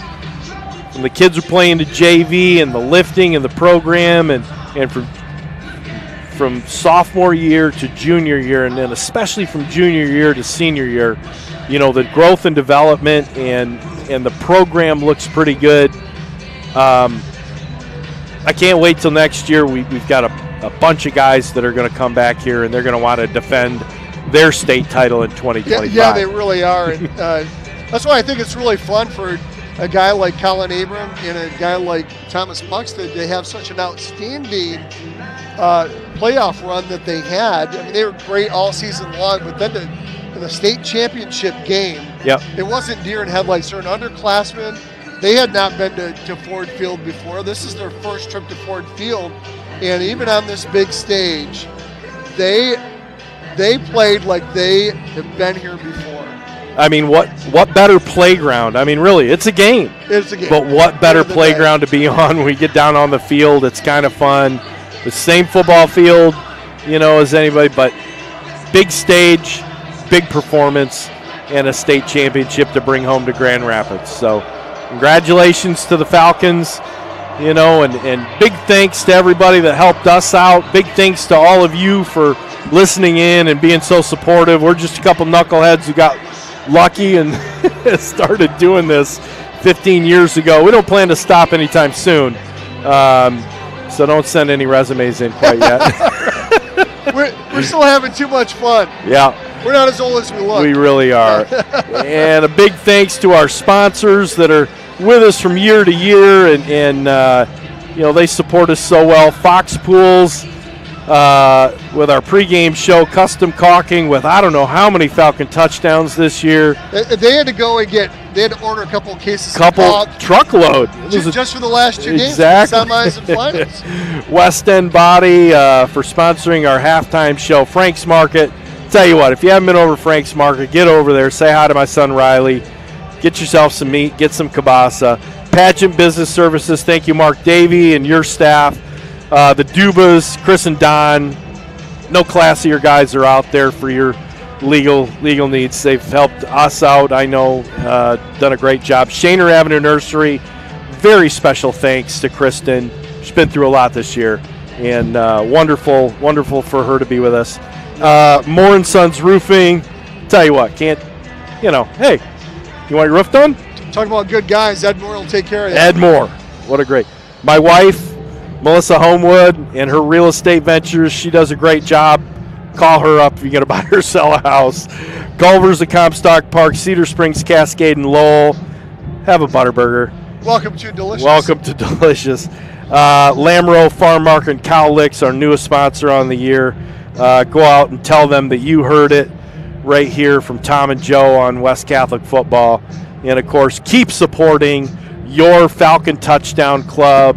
Seriously, they organize and fund the best high school football program in the state of Michigan, and today is a perfect example of that. They absolutely proved it. And not only the football program, but the West Catholic community. It really is an absolute special community, and we hope if you have any kids in elementary school or middle school, you put West Catholic on your list of schools to and we're going to promote West Catholic. I know the school over at the other side of the river there has gotten they got a lot of publicity over this promise thing, but I tell you what, talk to West Catholic.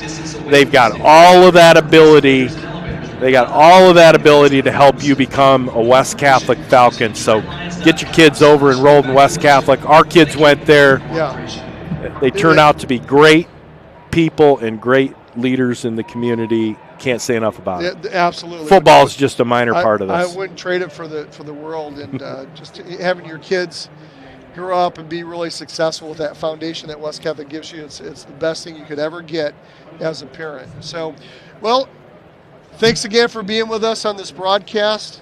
Wonderful game here again from Ford Field, your Division 5 final. It's West Catholic Falcons 42, Notre Dame Prep Fighting Irish 14, as your Falcons are the state champions.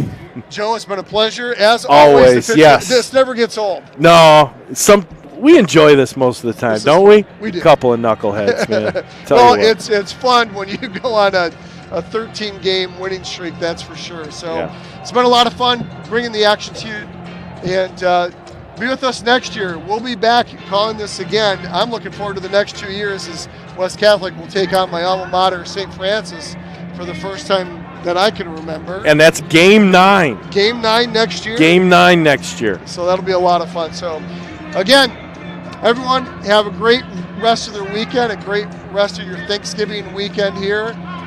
Get out there on the treadmills tomorrow and work off that. Start those resolutions early. So thanks again for being with us all season. For Joe Sack, I'm Tom Mikowski. Your final again from here at Ford Field, your West Catholic Falcons 42 and Notre Dame Prep Fighting Irish 14. Have a great weekend, everyone. Take care.